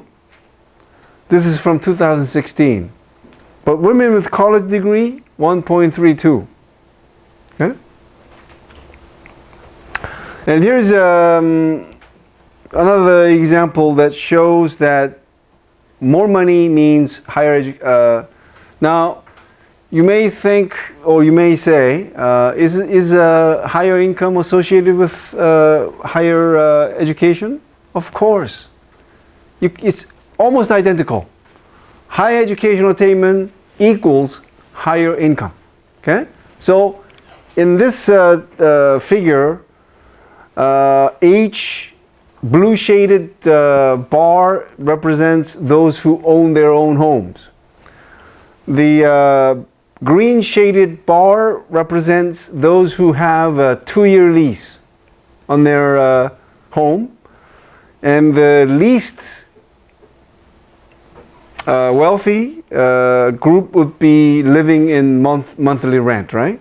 So you can see how those who own their own homes, okay, have the highest fertility rate. And the same thing. Home ownership is definitely associated with higher fertility rate. And if you have a lower education, I mean, your chance of getting married is even lower. Okay, as you can see here, right? The purple is those with only middle school education or lower. The green shade is those with high school diploma, and those with college degree or higher, orange. Okay? Same thing. And this is a comparison of top 40 income earners versus bottom 40%. So top 40% income earners, their fertility rate was 2.2 times higher. You get that? If you compare the number of children born to top 40% earners, their number was double, 2.2 times larger than children born to bottom 40% income earners. Okay? And again, income is directly associated with education. Okay? And what about this? Income and fertility rate. You know what quintile is? 20%. Okay? So first quintile, or the bottom quintile, 0 to 20% income, of all the birth, okay, that happened in 2017, the bottom quintile accounted for only about 8% of total birth. The next quintile, only not even 9%. So you can see how the blue and the sort of a strange looking gray, they account for a vast number of birth, and those are the ones who are making more money than the rest. You get this now? Okay? So again, income always, never an exception, is directly correlated with education. Okay? Second point is the different fertility rate for couple-based or child-based family. You know, families can be divided into two types. One is couple-based, the other is family-based. What is couple-based family? And what is family-based, child-based family? So, for your information, you're coming to terms with this really amazing sort of differentiation. And think about what family you belong to, what type. Couple-based family is the family type in which the couple's happiness and well-being is the utmost goal. Child-based family is the center of the attention is the child. It's the child's happiness, child's well-being that is almost important. Now, if you're to categorize Western families into one of these two, and Korean family into one of these two, where does Western families belong to? Yes, couples' happiness is everything. That is why they could call a babysitter, even when the baby is only like 5 months old, to go out for dinner and go to a movie. Is that possible for Korean parents? Impossible. They'll drag their baby to a bar if they have to. Because they cannot leave the child alone, apart from the mother. Okay? So obviously that leaves, only the other type for Koreans, right? Because for Koreans, definitely it's child-based family.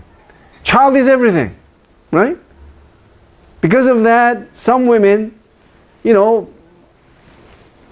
live in unhappy marriages for the child, right? That's why they wait till 20 years before they get, divorced, right? And the question is, do you think fertility rate is higher for the first type or the second type?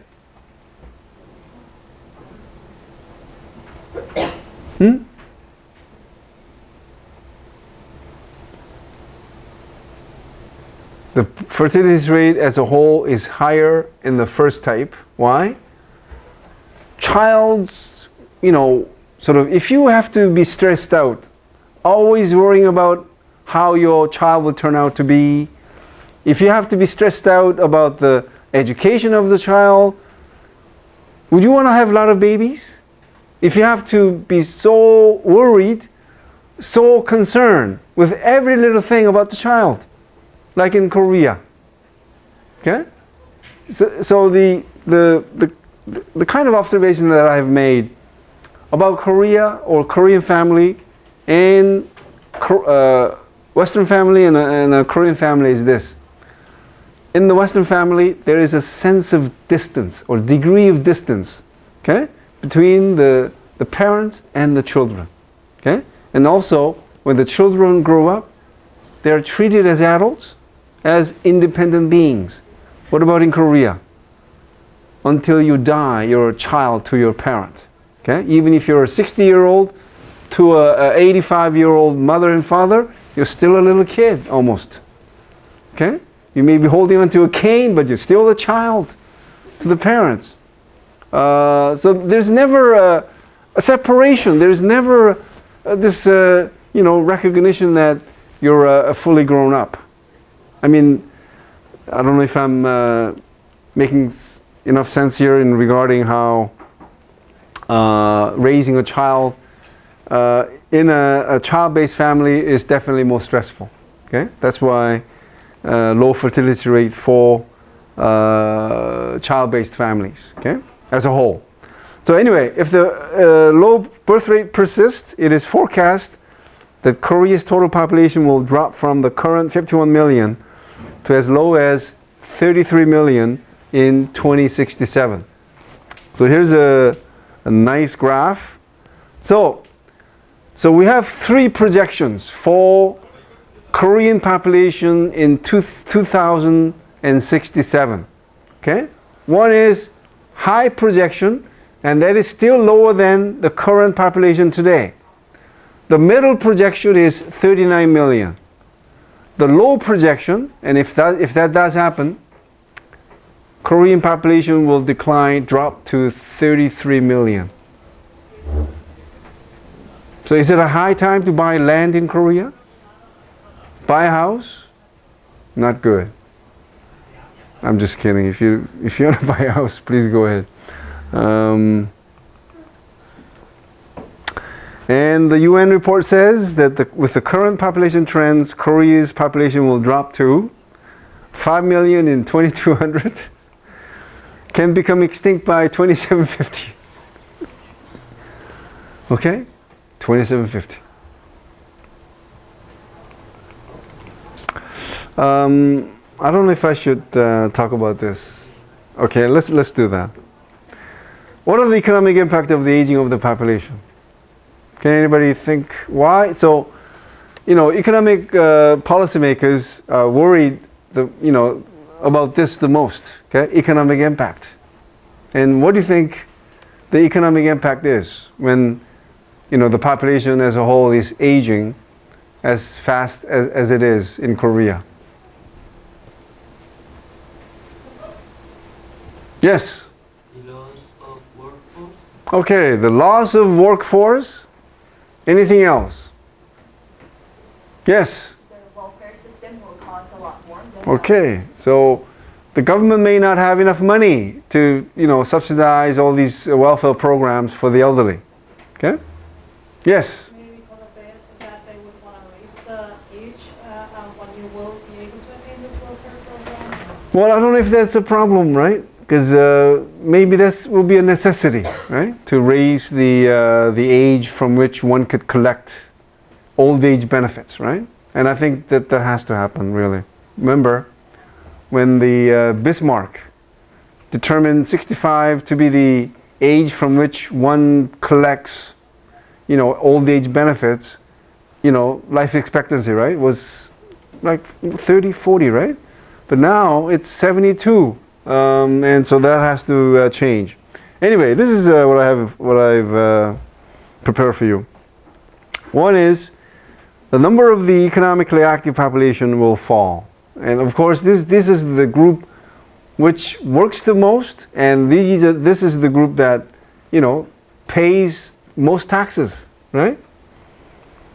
So here it is. So the bottom gray shaded bars represent the 0 to 14 age group.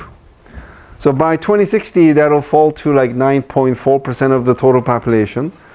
So the economically active population, 15 to 64, will drop to 49% by 2060, and the elderlies will be about 41% of the total population. And even this shows you how Korea will sort of be worst affected by aging population. Okay, the nice color, right? The sky blue is Korea. Okay, so facing even more dire sort of a forecast than Japan, right? Second, the ratio of workers to retirees will drop from 8 per 1 in 2005. Again, right now, or not right now, but back in 2005, 8 workers and their taxes took care of the sort of the welfare that went into caring for one retiree. Okay? Now that will drop to 4 workers per 1 retiree next year. And by 2050, it'll be almost 1 per 1. And that is represented by the next beautiful visual image. Again, this means that I'm talking about you guys. I'm talking about Koreans, that is. By 2050, 1 worker is responsible for subsidizing the welfare of 1 retiree, okay? Which is now like 4 workers doing that, right? So here it is.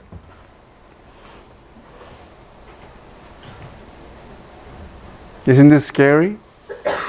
It's so scary you just want to leave, maybe? Please don't.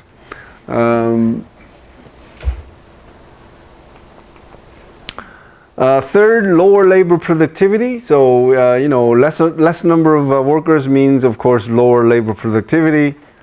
With aging population, you have diminishing consumption because the consumption is the highest. For those people in the age of like 30s and 40s, right? Studies show. There's also waning of investment. If the country is aging so rapidly, why would investors want to invest, including foreign investors? Declining tax revenues for the government.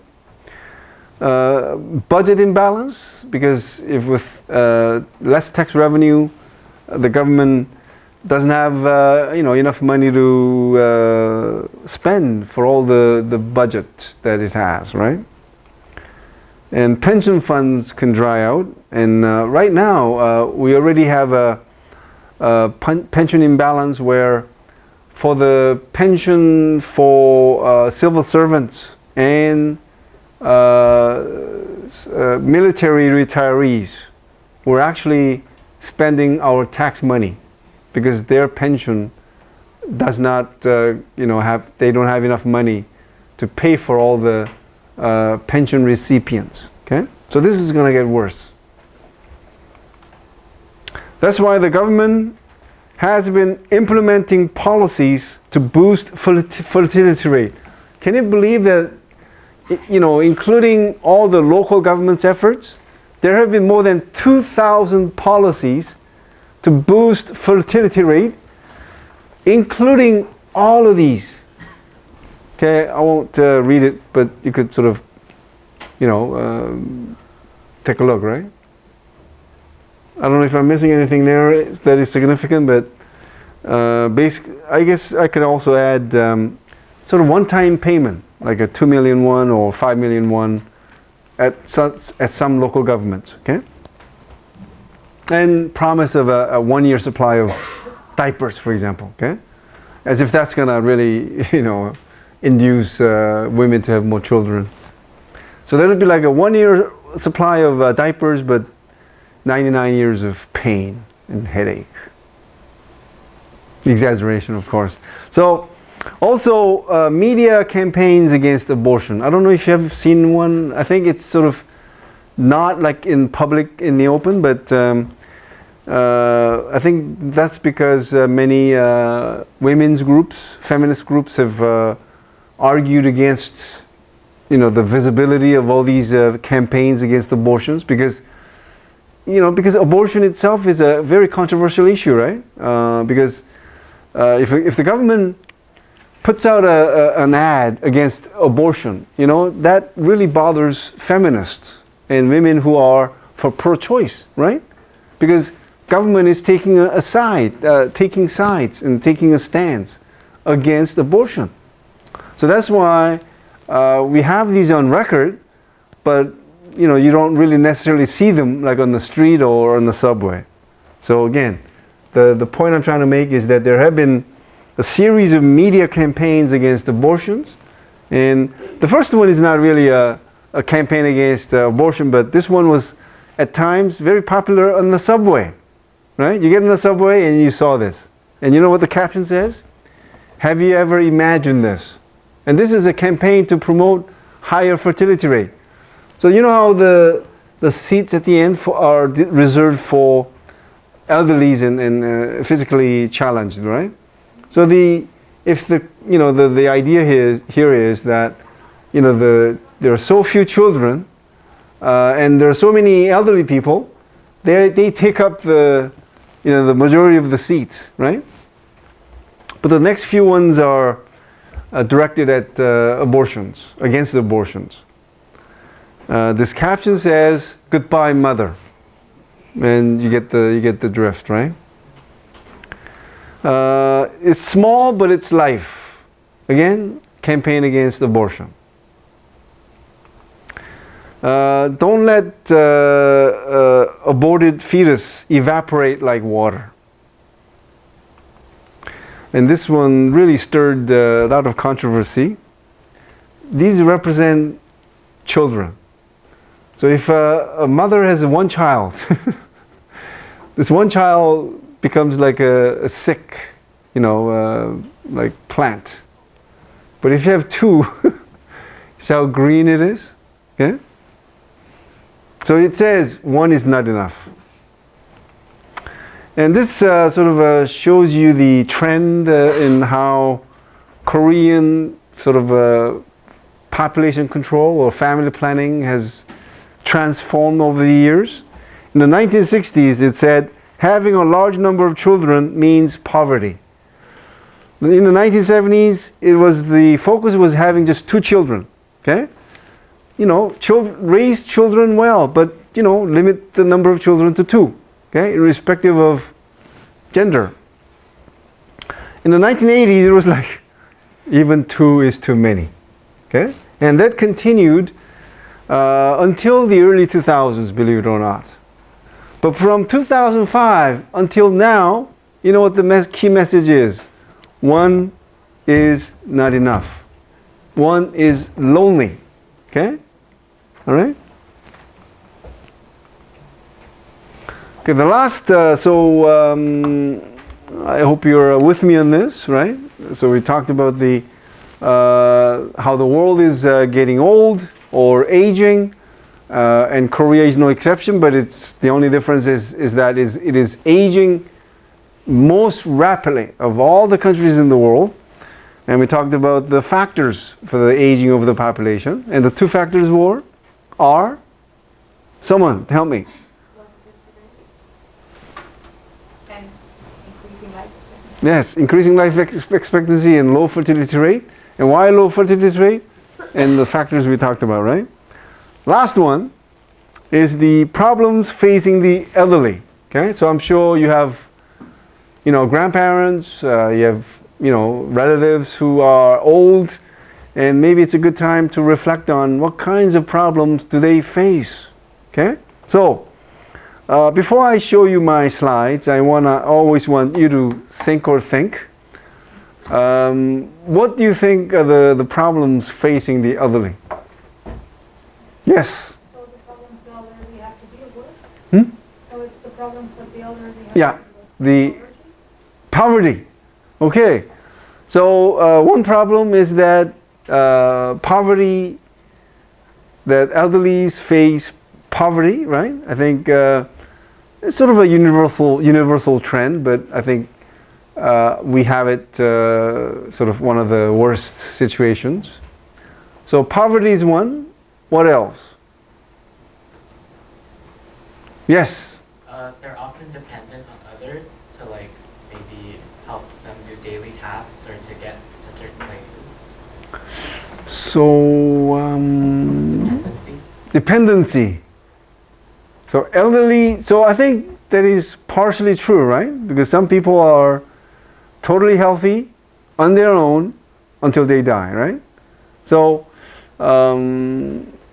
so I think if you want to link that to something like a physical ailment, so I think we could sort of come back to that, like dependent, okay, on maybe societal help or maybe family help. What else? Elderlies. Think about your grandparents and maybe old people you know, and what problems do they face? Yes? A lot of elder people smoked a lot when they were younger and they still smoke. So they have a lot of health problems, especially related to smoking or alcoholism. Are you talking about Korean elderlies or elderlies in general? Well, more in general, because I don't know specifically for Korea, but I've seen a lot of older people smoke here. Okay, well, I think we don't have to specify why they have ailments, but it is true that more elderlies than not do have a series of physical ailments, right? Usually more than one. Okay, studies show. All right, so yes. Loneliness. If you ask elderly people, what is your number one problem? They'll say, this and that, but I think a lot of people will say loneliness, right? Why? If you get old enough, your friends die, your maybe even spouse may die, and all of a sudden you're all alone. My God. You know, you all know how being lonely could be so painful, right? So painful, yes? So that's why you gotta learn to be lonely sometimes, they say. Yes? Access? Healthcare. So how is that different from suffering from series of physical ailments? Well, if there's the argument that the elderly are working on both systems and stuff, and then will develop things like sensitive, and also you have to treat from healthcare professionals. They may prioritize healthcare for younger people in surgery, even they face some preference for older. Well, in terms of access to healthcare, it is true that not everyone has equal access to healthcare, right? So I think the poor and maybe the elderly do have less access to healthcare than, let's say, average or ordinary Koreans. Okay, so let's keep that in mind. Yes. They have difficult time adapting to technological changes. For example, like a lot of elderly have problems using smartphones. Okay. Lack of utilization of latest technology. Is that because it is too difficult, or is it just lazy? I'm just asking you. I guess that's because it's really difficult. Because for like Generation Z, they're digital natives. They have like grown up with digital environment around them. But for the elderly, they're not used to like growing up with like so many technologies and like digital tools around them. So personally, like my grandparents always ask how to use a smartphone if they visit houses. So I think that's like a common problem with elders. Okay, I think this is a good one. Lack of access to or inability to make adequate use of latest technology, right? Using, especially like involving smartphone or computer and so on, right? Yes? I have a question because I'm not sure how it is in Korea.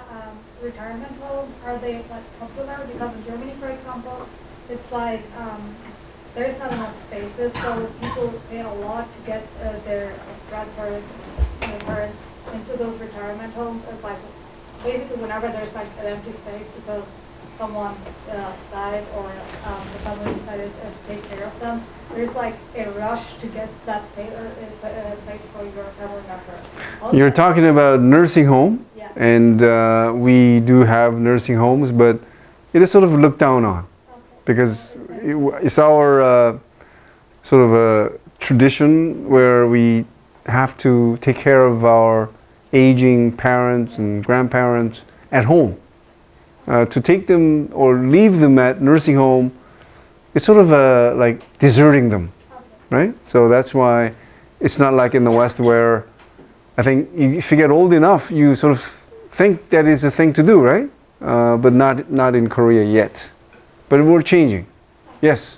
I don't know whether this already came out, but I think I can link economic capacity with what Andrew talked about as dependency. So I think that a lot of elderly people are getting retarded in terms of their knowledge because what they learned in the past becomes outdated compared to what the youngsters already learned. And also I think that they are constantly losing and compromising their maybe economic and physical capacity compared to younger generations because of because they're getting old, so their physical capacities are weakening. So I think that they lead to their economic challenges and opportunities of gaining jobs. I don't know how I could summarize what you just said. Just to my focal point, I think that they don't have as many economic opportunities as the younger people. So that's different from poverty. Yes. Okay, not given the same opportunity as young people to get maybe new jobs or re-employed. Anyway, Last call. Anyone else? So in addition to all the wonderful comments that you guys have made, let's see what I have. So some of them overlap with what you just said, but something that you probably didn't think about, but you know, if you see what I have here, you go, oh yeah, that's really a problem for the elderlies. Okay, so here we go. First, the first is the laws of a meaningful role in society. So, you know, I think if you're a good student like me, by now, there should be like a red light just going off. Wow, this is a good candidate for the final exam, no? I'm just giving it away, am I not? Anyway, the loss of a meaningful role in society means, you know, with retirement, a person becomes disengaged from any particular role or work or any other meaningful activity. So this is true for, you know, I think elderlies all over the world, because what do they do in their free time? I mean, they have all the free time in the world if they are disengaged from any meaningful role in society, right? So they, you know, watch TV. That's like the number one activity. I mean, unless you don't have access to TV, of course. And elderly Koreans seem to be caught in role-less roles. They become role-less. So this was mentioned by a student just a minute ago, where what they know is sort of useless. I mean, not really highly regarded. Okay, let's not say useless, but if your elderly ever wants to say something they think that, you know, they have a wisdom about, are you like, oh, please, grandfather, tell me. Do you do that, or just, oh, I have a, you know what I'm saying, right? Power within the family. You know, in pre-industrial society, in the family, who was the most powerful member? It was the elderly. Okay. But in modern period, with the nuclear family, you know, elderly has no power, right? Except in Korean dramas. Elderlies also become role-less in regard to economic activity because they don't have a job. And even if they have a job, it's usually a non-professional job, right? Ownership of wealth. Why do we say they become role-less in ownership of wealth? And this is what we mean. In pre-industrial society, what was the number one form of wealth? It was land. And who owned the land? Grandfathers. They didn't pass it on to their sons until they died. That's why they had power and wealth. But in today's world, number one form of wealth is mullah, money, right? And that could be held by anyone at any age, right? And there's another really important one, loss of identity, right? Now, in Korea, and this is stronger in Korea, one's sense of identity is closely tied to one's social status. Why? It goes with the title, right? You know, in the West, for example, no matter what you are, Bill Gates, Bill, Barack Obama, Barack, Donald Trump, Donald at home, and I'm sure in the White House too, right, by close associates. But in Korea, it's everything title, okay? President Kim, Dr. Park, right? Reporter Joe. You know what I'm saying, right? So every time you're called by this name, you identify yourself with that very, very, you know, title. But once you become role-less, what do they call you? Ajashi, right? So the identity part becomes lost.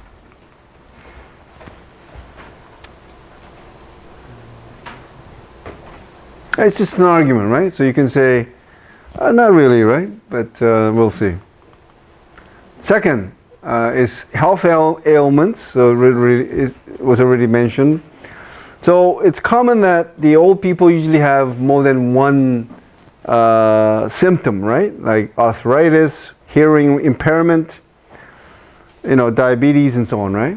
And increasingly Alzheimer's disease is becoming a very serious disease. And all of these diseases are sort of unique in that they can be treated but not cured. Okay? Third, ageism. You know what ageism is? Can anybody explain what ageism is? Yes. Discrimination based on age. Yes. Why is that bad?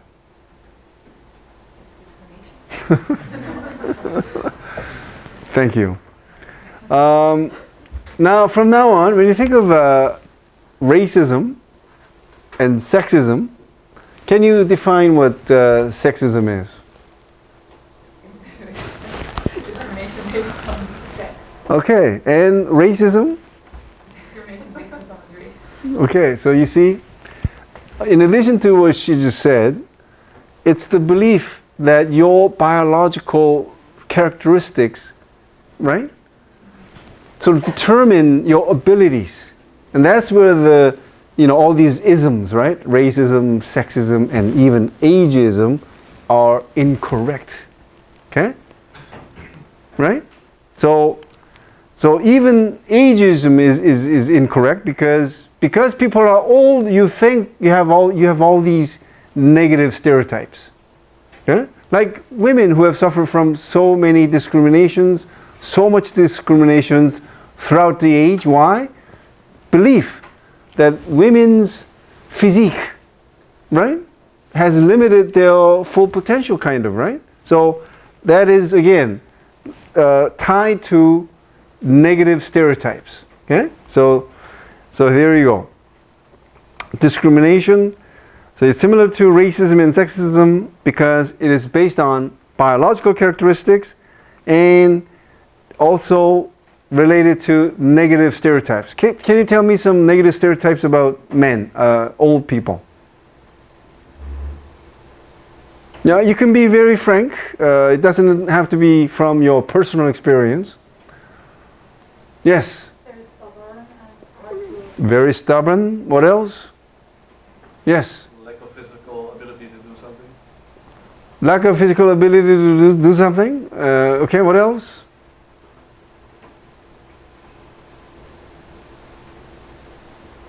Isn't it a common sort of thing to say they are... Never mind, I won't say it. Anyway, here we go. Cranky. Depressed. Bad drivers. Why is this negative? Why, remember one of my first classes with you? Is every stereotype is incorrect. Why? Who are the bad drivers? Worst drivers? It's not old people. It's young people. Okay? Like late teens, early 20s. That is why the insurance cost is the highest for this group. Because they have the highest number of accidents and most lethal accidents. Okay? Asexual. Are old people asexual? Think again. Studies show that even old people they're engaged in regular sexual activity. Believe it or not. Physically inactive, it all depends on the individual, right? Some old people are very active, right? When I go hiking, I see a lot of old people. Okay? Fourth is emphasis on youth.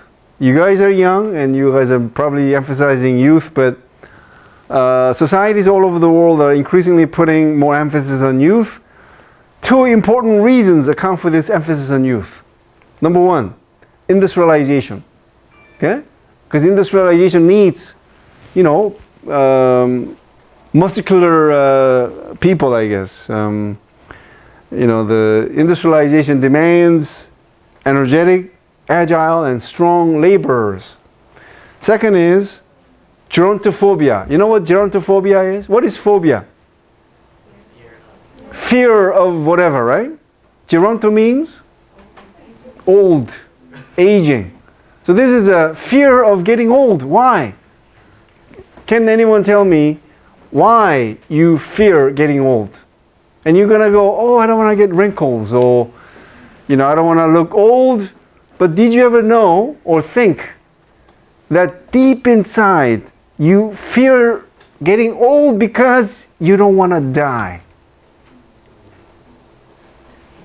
Okay, this is what psychologists say. Why? Throughout human history, in today's time, for a typical individual anywhere in the world, death occurs when? In old age. But throughout 99.9% of history, death occurred anytime. In childhood, within the 6 months of birth, it happened anytime. But now, it is almost solely at old age. So getting old means that you're going to die. You have internalized that formula without thinking. It's in your blood, it's in your head, unconsciously. Okay? Oof. Next one is victimization and abuse. Okay? So this is universal too, right? Elderlies suffer abuses, physical or verbal, typically from, spouses, okay, and family members, and so on. I better put a little rush to what I'm trying to say here. Next is poverty, and our elderly, I'll just show you this. In Korea, this is from 2015, but I don't think much has changed. Among the OECD countries, the poverty rate for the elderly is the highest, where about half of the elderlies live under the poverty line. You know what the poverty line is? You're considered living under the poverty line if you're earning less than half of the national average income, or national median income, which is roughly half. Okay? You get that? So I'll show you right there. Poverty rate is percentage of people earning less than 50% of the national median, or roughly average income. Okay? Reasons. So financial insecurity of the elderly is due to early retirement age. Our retirement age is not 65. It's set at 55. But so many people quit before that if they don't get promoted. Okay? You lose face, so you quit. Difficulties in finding re-employment after retirement. And the third one is really important. Excessive support for their children. You know how in the West, I think people who could afford may pay for their children's university tuition, right? But after that, that's it, right? They're not going to pay for your rent. They're not going to pay for the down payment on buying a house. But what happens in Korea? You're responsible for that as a parent, if you could afford, okay? So that's why, instead of saving money for your own welfare in the old age, you'll spend everything you could on your children, right? Next is loneliness. So again, it shows you here that TV watching is the #1 activity of old people, right? And anyway, I just want to quickly go to the last one.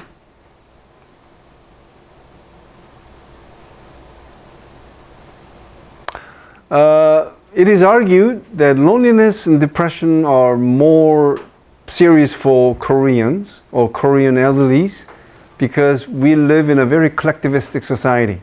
Okay? So you know, I think in the West, a lot of old people spending time alone is no problem. They're used to it because they spend a lot of time by themselves. But if you look at Koreans, from early age to the middle-aged and also old age, it's always like doing things together. So being alone is more serious for them. Okay, they're not ready for being alone. Okay, so so if I could, you know, I'm not, you know, saying this so that you are ready for your old age, but I think you gotta keep a real good balance. Okay, you know, spending time with friends, but at the same time, I hope you find time to spend time on your own. I think that's really important. Okay, because I think Koreans spend too much time always in the context of friends and others. You've got to be more alone. Okay, I'm not talking about being lonely. Alone, spending time on your own, reflecting on your life, reflecting on your goals and so on. Okay, so be alone on purpose. Okay, last one. What happened to the... Okay. Last one is suicide. My question, which age group has the highest suicide rate in Korea? Koreans in their teens, 20s, 30s, 40s, 50s, 60s, 70s, and 80s. Which age group? Believe it or not, age is positively correlated with suicide rate. Okay, so here we go.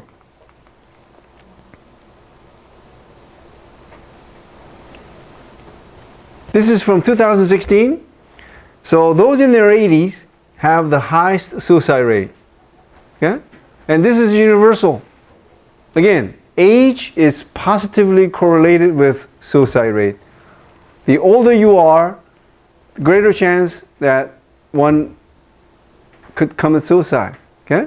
So suicide rate in Korea looks like this. It has been going down for a little while, but then it jumped back up last year. Okay, so this is 26.6 individuals per 100,000 population who have killed themselves.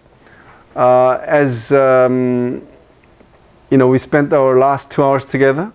In that time span, in Korea, about 4 individuals have committed suicide. We have 37 people committing suicide every day, given this particular number. Okay,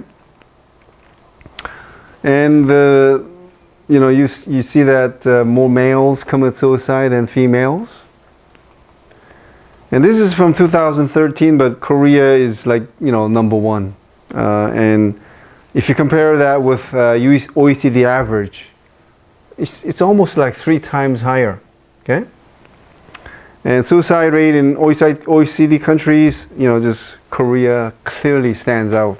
Okay, and this is for Americans where you see how other diseases have fallen in terms of the trend. Only suicide has gone up by 33% between 2000 and 2016. Okay, in the USA. So countries with, so again, the last one I showed you was, this is for OECD countries only, but this one is for the whole world.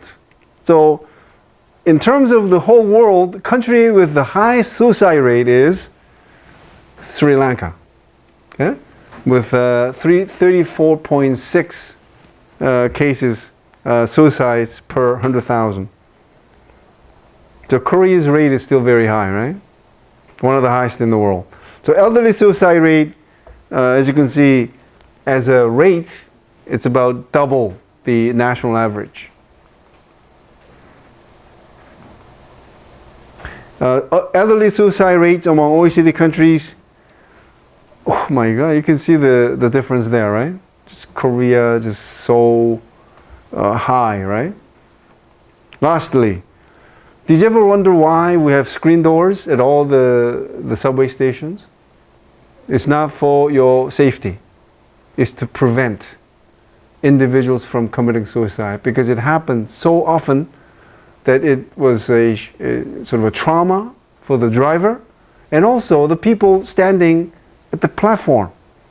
So that's why it's like, if you have to commit suicide, not in the subway station, go somewhere else. That's what it is. Seriously. It's not, again, for public safety, but to prevent traumas suffered by drivers and also the onlookers. Okay? So with that, I'll stop and thank you, and let's start your group presentation.